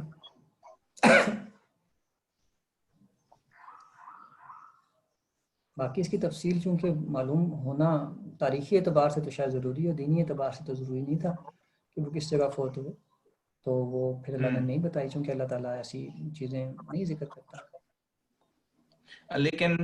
لیکن اس بات کی کہیں کوئی قرآن میں تفصیل ہے یا کوئی انڈیکیشن ہے کہ یہ موت جو ہے وہ کیوں دی گئی اور جو اٹھایا گیا وہ کیوں اٹھایا گیا؟ وہی کہ تمام حجت ہو چکا تھا, تو اللہ تعالیٰ نے کہا کہ بھائی جیسے اللہ کہتا ہے نا, ابھی میں نے آپ کے سامنے آیت پڑھی, فَإِمَّا تُرِيَنَّ بَعْضَ الَّذِينَ نَعِدُهُمْ أَوْ نَتَوَفَّيَنَّكَ, ہم آپ کو دکھا دیں کچھ جو عذاب ان پہ آنے والا ہے اس کا کچھ حصہ ہم آپ کو دکھا دیں یا ہم آپ کو وفات دیں گے. بہرحال یہ لوگ بچنے والے نہیں. تو اب عیسیٰ علیہ السلام کے معاملے میں یہی ہوا کہ اللہ نے کہا کہ اب میں تمہیں وفات دے رہا ہوں, اور اس کے بعد وہ پوری آیت ہے جس میں اللہ کہتا ہے کہ اب ان کے اوپر عذاب آئے گا. یعنی کہ اس آیت کو اس آیت کو ملا کے دیکھیں, رسول اللہ بتا رہا ہے نبی کو کہ میں آپ کو زندہ رکھ کے ان کو عذاب دوں یا آپ کو وفات دے کر ان کو عذاب دوں, مگر عذاب ان پہ ضرور آئے گا. عیسیٰ علیہ السلام کے معاملے میں یہی ہوا کہ اللہ نے انہیں وفات دی اور قوم پہ عذاب آ گیا. اور سورہ آل عمران کی آیت نمبر 55 ہے, جس کے اندر پھر اللہ تعالیٰ پورا بتاتا ہے کہ میں آپ کو وفات دے کے اٹھا لوں گا, اور اب عذاب کے طور پر آپ کے پیروکار ان کے اوپر غالب رہیں گے, اور یہ کیا تا قیامت ان کے محکوم رہیں گے. ٹھیک ہے, یعنی کہ ہم جس میں ان کے اوپر عذاب کی بات کر رہے ہیں جو حضرت عیسیٰ علیہ السلام کے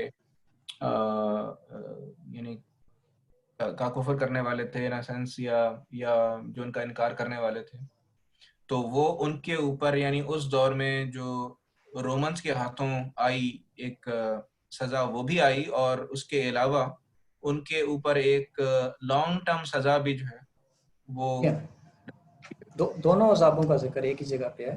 میں اگر نکال لیتا ہوں تو آپ کو دکھا دیتا ہوں. تو صحیح ہے, حضرت عیسیٰ علیہ السلام کی دینونت اور اتمام حجت آپ تفصیلاً آگے پڑھائیں گے یا نہیں؟ یہ آ رہا ہے اس کا, ٹھیک, یہ میں آپ کے سامنے آیتیں پڑھ دیتا ہوں ایک دفعہ تاکہ آپ کو وہ چیز کلیئر ہو جائے.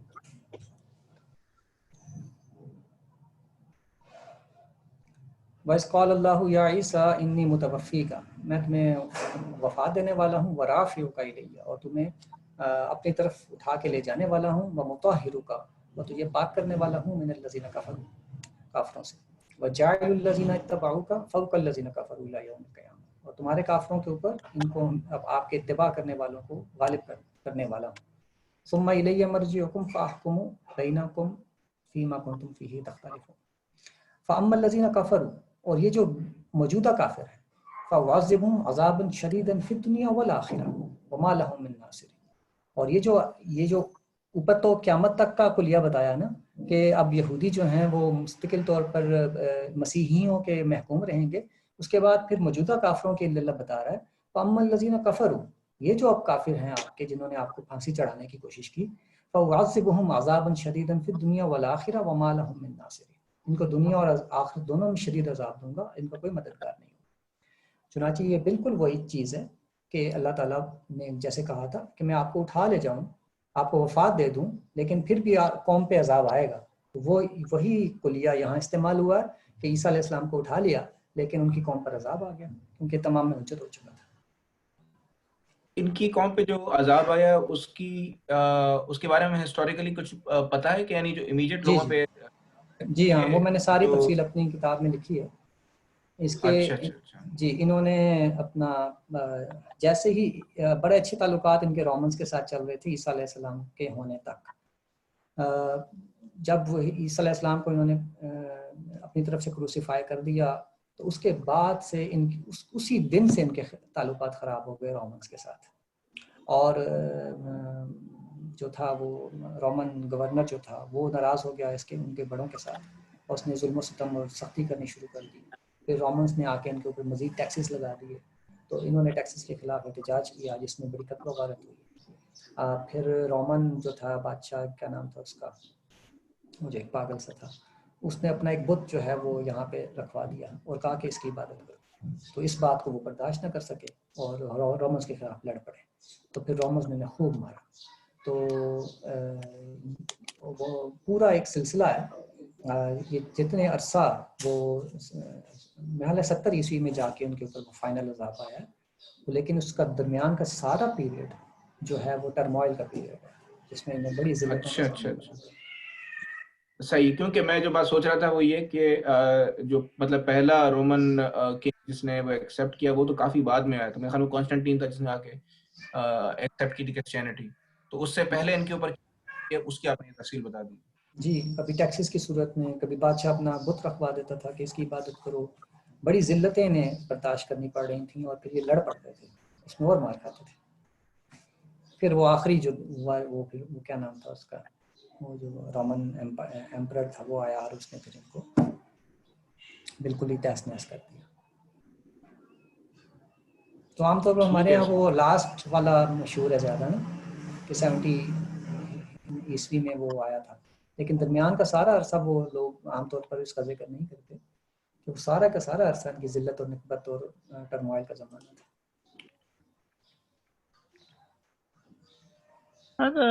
میرے چھوٹے سے 2 کویشچنز ہیں. ایک تو یہ ہے کہ حضرت داؤد علیہ السلام اگرچہ وہ صاحب شریعت تھے، زبور مطلب زبور ان پہ بھیجی گئی. صاحب شریعت تو شاید میں نے زیادہ لفظ بول دیا، اگرچہ زبور جو تھی وہ دعاؤں کا مجموعہ تھی. تو وہ صرف کتاب ہونے کے باوجود، زبور ہونے کے باوجود اس لیے رسول نہیں گنے جا سکتے چونکہ وہ دنونیت کا قانون جو ہے وہ ان پہ اپلائی نہیں ہوتا. جی ایسے ہی ہے.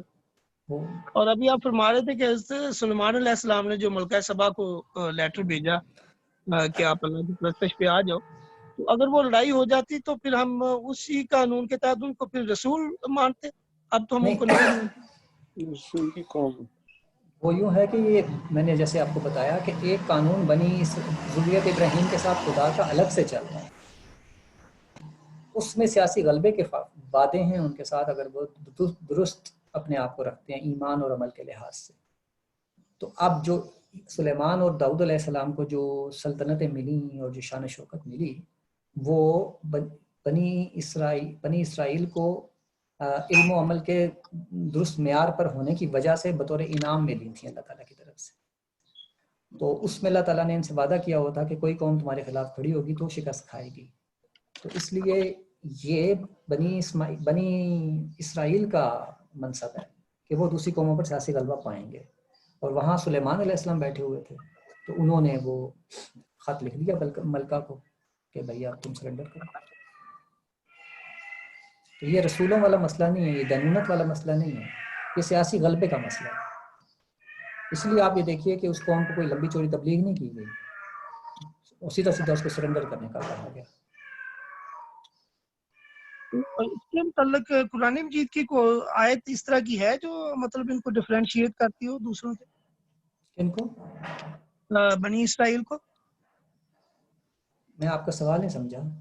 میں یہ عرض کر رہا ہوں کہ آپ فرما رہے ہیں کہ یہ جو بنی اسرائیل تھے ان کا مسئلہ علیحدہ سے تھا، یعنی بنی اسماعیل سے اور the rest of the other nation، کہ اگر یہ اپنے علم پہ رہیں گے اور اپنے مطلب اچھے اعمال کریں گے تو ان کو سیاسی غلبہ ہوگا. تو اس کی نص میں کوئی قرآن مجید میں کچھ آیت ہے جو ان کو ڈفرینشیٹ کرتی ہے؟ ہاں جی، یہ بائبل میں تو خیر بہت کلیئرلی بتایا گیا ہے. اور میں ایک منٹ دیکھ لیتا ہوں، میرے پاس پڑی تھی.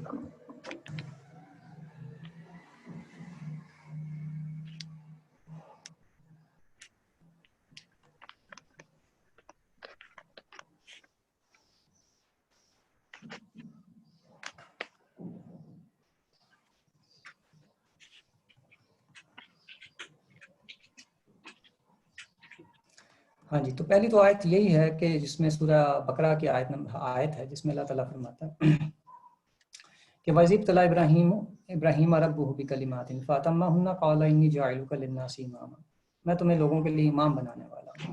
تو انہوں نے کہا کہ میری ضروریت تو اللہ نے کہا کہ ظالموں کو نہیں ملے گی، لیکن جو ظالم نہیں ہوں گے وہ امام بنیں گے. تو یہاں امامت جو ہے وہ دینی امامت اور سیاسی امامت دونوں کو شامل ہے. تو چنانچہ یہ آیت ہے جو ایک اصول بن گئی ذریت ابراہیم کے لیے کہ وہ امامت کے منصب پر فائز ہوں گے. امامت کا مطلب ہے ہی سرداری ہے، تو وہ سرداری کے منصب پہ فائز ہوں گے. یہ سرداری دینی بھی تھی اور سیاسی بھی تھی. تو یہاں یہ آیت بتاتی ہے. پھر یہ جو آیت ہے کہ یا بنی اسرائیل اذکروا نعمتی التی انعمت علیکم واوفوا بعہدی اوفی بعہدکم وایایا فارہبون، تو میری نعمت کو یاد کرو جو میں نے تم پر کی، میرا عہد پورا کرو، میں تمہارا عہد پورا کر دوں گا. اب وہ عہد کیا تھا؟ وہ عہد قرآن بائبل میں لکھا ہوا ہے کہ اگر تم قوم ٹھیک جو ہوگے اپنے ایمان اور عمل کے لحاظ سے تو تم قوموں پہ غلبہ اور سرفرازی پاؤ گے. میں وہ ابھی میرے سامنے آ جاتی ہے.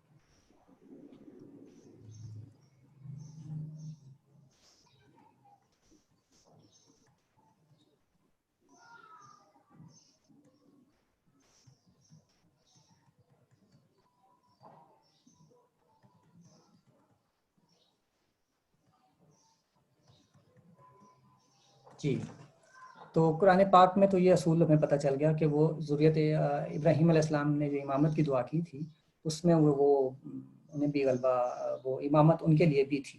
ظاہر ہے ومن ذریتی کہا ہے انہوں نے نا ابراہیم علیہ السلام نے کہ میری ذریت کو بھی یہ امامت ملے. تو اللہ تعالیٰ نے کہا کہ ظالموں کو نہیں ملے گی، جو صحیح ہوں گے ان کو ملے گی. تو یہ دینی اور دنیاوی دونوں امامتیں اس میں شامل ہیں. اب قرآن مجید بائبل میں یہ بات لکھی ہوئی ہے. اب میں آپ کے سامنے یہ عبارت پڑھ دیتا ہوں. اور اگر تو خداوند اپنے خدا کی بات کی کو جاں فشانی سے مان کر اس کے سب حکموں پر جو آج کے دن میں تجھ کو دیتا ہوں احتیاط سے عمل کرے تو خداوند تیرا خدا دنیا کی سب قوموں سے زیادہ تجھ کو سرفراز کرے گا. اور اگر تو خداوند اپنے خدا کی بات سنے تو یہ سب برکتیں تجھ پر نازل ہوں گی اور تجھ کو ملیں گی. شہر میں بھی تو مبارک ہوگا، کھیت میں بھی مبارک ہوگا. خداوند تیرے دشمنوں کو جو تجھ پر حملہ کریں گے تیرے روبرو شکست دلائے گا. وہ تیرے مقابلے کو تو ایک ہی راستے سے آئیں گے پر 7 راستوں سے ہو کر تیرے آگے سے بھاگیں گے. اور دنیا کی سب قومیں یہ دیکھ کر کہ تو خداوند کے نام سے کہلاتا ہے تجھ سے ڈر جائیں گی. اور خداوند تجھ کو دم نہیں بلکہ سر ٹھہرائے گا اور تو پست نہیں بلکہ سرفراز ہی رہے گا. لیکن اگر تو ایسا نہ کرے کہ خداوند اپنے خدا کی بات سن کر اس کے سب احکام اور آئین جو آج کے دن میں تجھ کو دیتا ہوں احتیاط سے عمل نہ کرے تو یہ سب لعنتیں تجھ پر نازل ہوں گی اور تجھ کو لگیں گی. شہر میں بھی تو لعنتی ہوگا اور کھیت میں بھی لعنتی ہوگا. خداوند تجھ کو تیرے دشمنوں کے آگے شکست دلائے گا تو ان کے مقابلے کے لیے ایک ہی راستے سے جائے گا اور ان کے سامنے سے 7 راستوں سے ہو کر بھاگے گا. اور دنیا کی تمام سلطنتوں میں تو مارا پھرے گا. یہ وہ عہد تھا خدا کا. جی جزاک اللہ. تو پھر اللہ تعالیٰ اسی عہد کو یاد کرا کے تو ان کو کہتا ہے کہ تم میرا وعدہ پورا کرو میں تمہارا وعدہ پورا کروں گا. تم ایمان لے آؤ رسول اللہ پر تو میں تمہیں سرفراز کر دوں گا. یہ وہ ہے اوفوا بعہدی اوفوا بعہدکم. جی ماشاءاللہ کلیئر ہو گیا. ٹھیک سر ٹائم تو ہو گیا ویسے آج کا 1.5 گھنٹہ تو ہو گیا ہے. کسی کے پاس کوئی فائنل کوشچن ہے تو وہ پوچھ لے تاکہ پھر ہم اس کے بعد کال کلوز کر لیں. رضا بھائی ایک ریکویسٹ تھی کہ آپ یہ جو لنک ہے نا میٹنگ کا یہ ہمیں ای میل بھی کر دیا کریں تاکہ ہم لیپ ٹاپ پہ بھی اس کو کھول سکیں کیونکہ یہ سلائڈ وغیرہ دیکھنی ذرا موبائل پہ ذرا ڈیفیکلٹ ہو. ٹھیک ہے میں آپ اس کو ای میل پہ کرتا ہوں. ویسے میں نے شروع میں ای میل کیا تھا. ایسا لگتا ہے کہ جو ای میل تھوڑی سی لیس ریلائبل ہے اور ای میل ہر بندہ فوراً چیک بھی نہیں کرتا. واٹس ایپ لوگ زیادہ پراپرلی چیک، لیکن میں آپ کو بھیج دوں گا ای میل پر بھی. جی جزاک اللہ. ٹھیک ہے تو جی عرفان صاحب تھینک یو ویری مچ اور پھر انشاءاللہ نیکسٹ ویک ملاقات ہوگی آپ سے انشاءاللہ.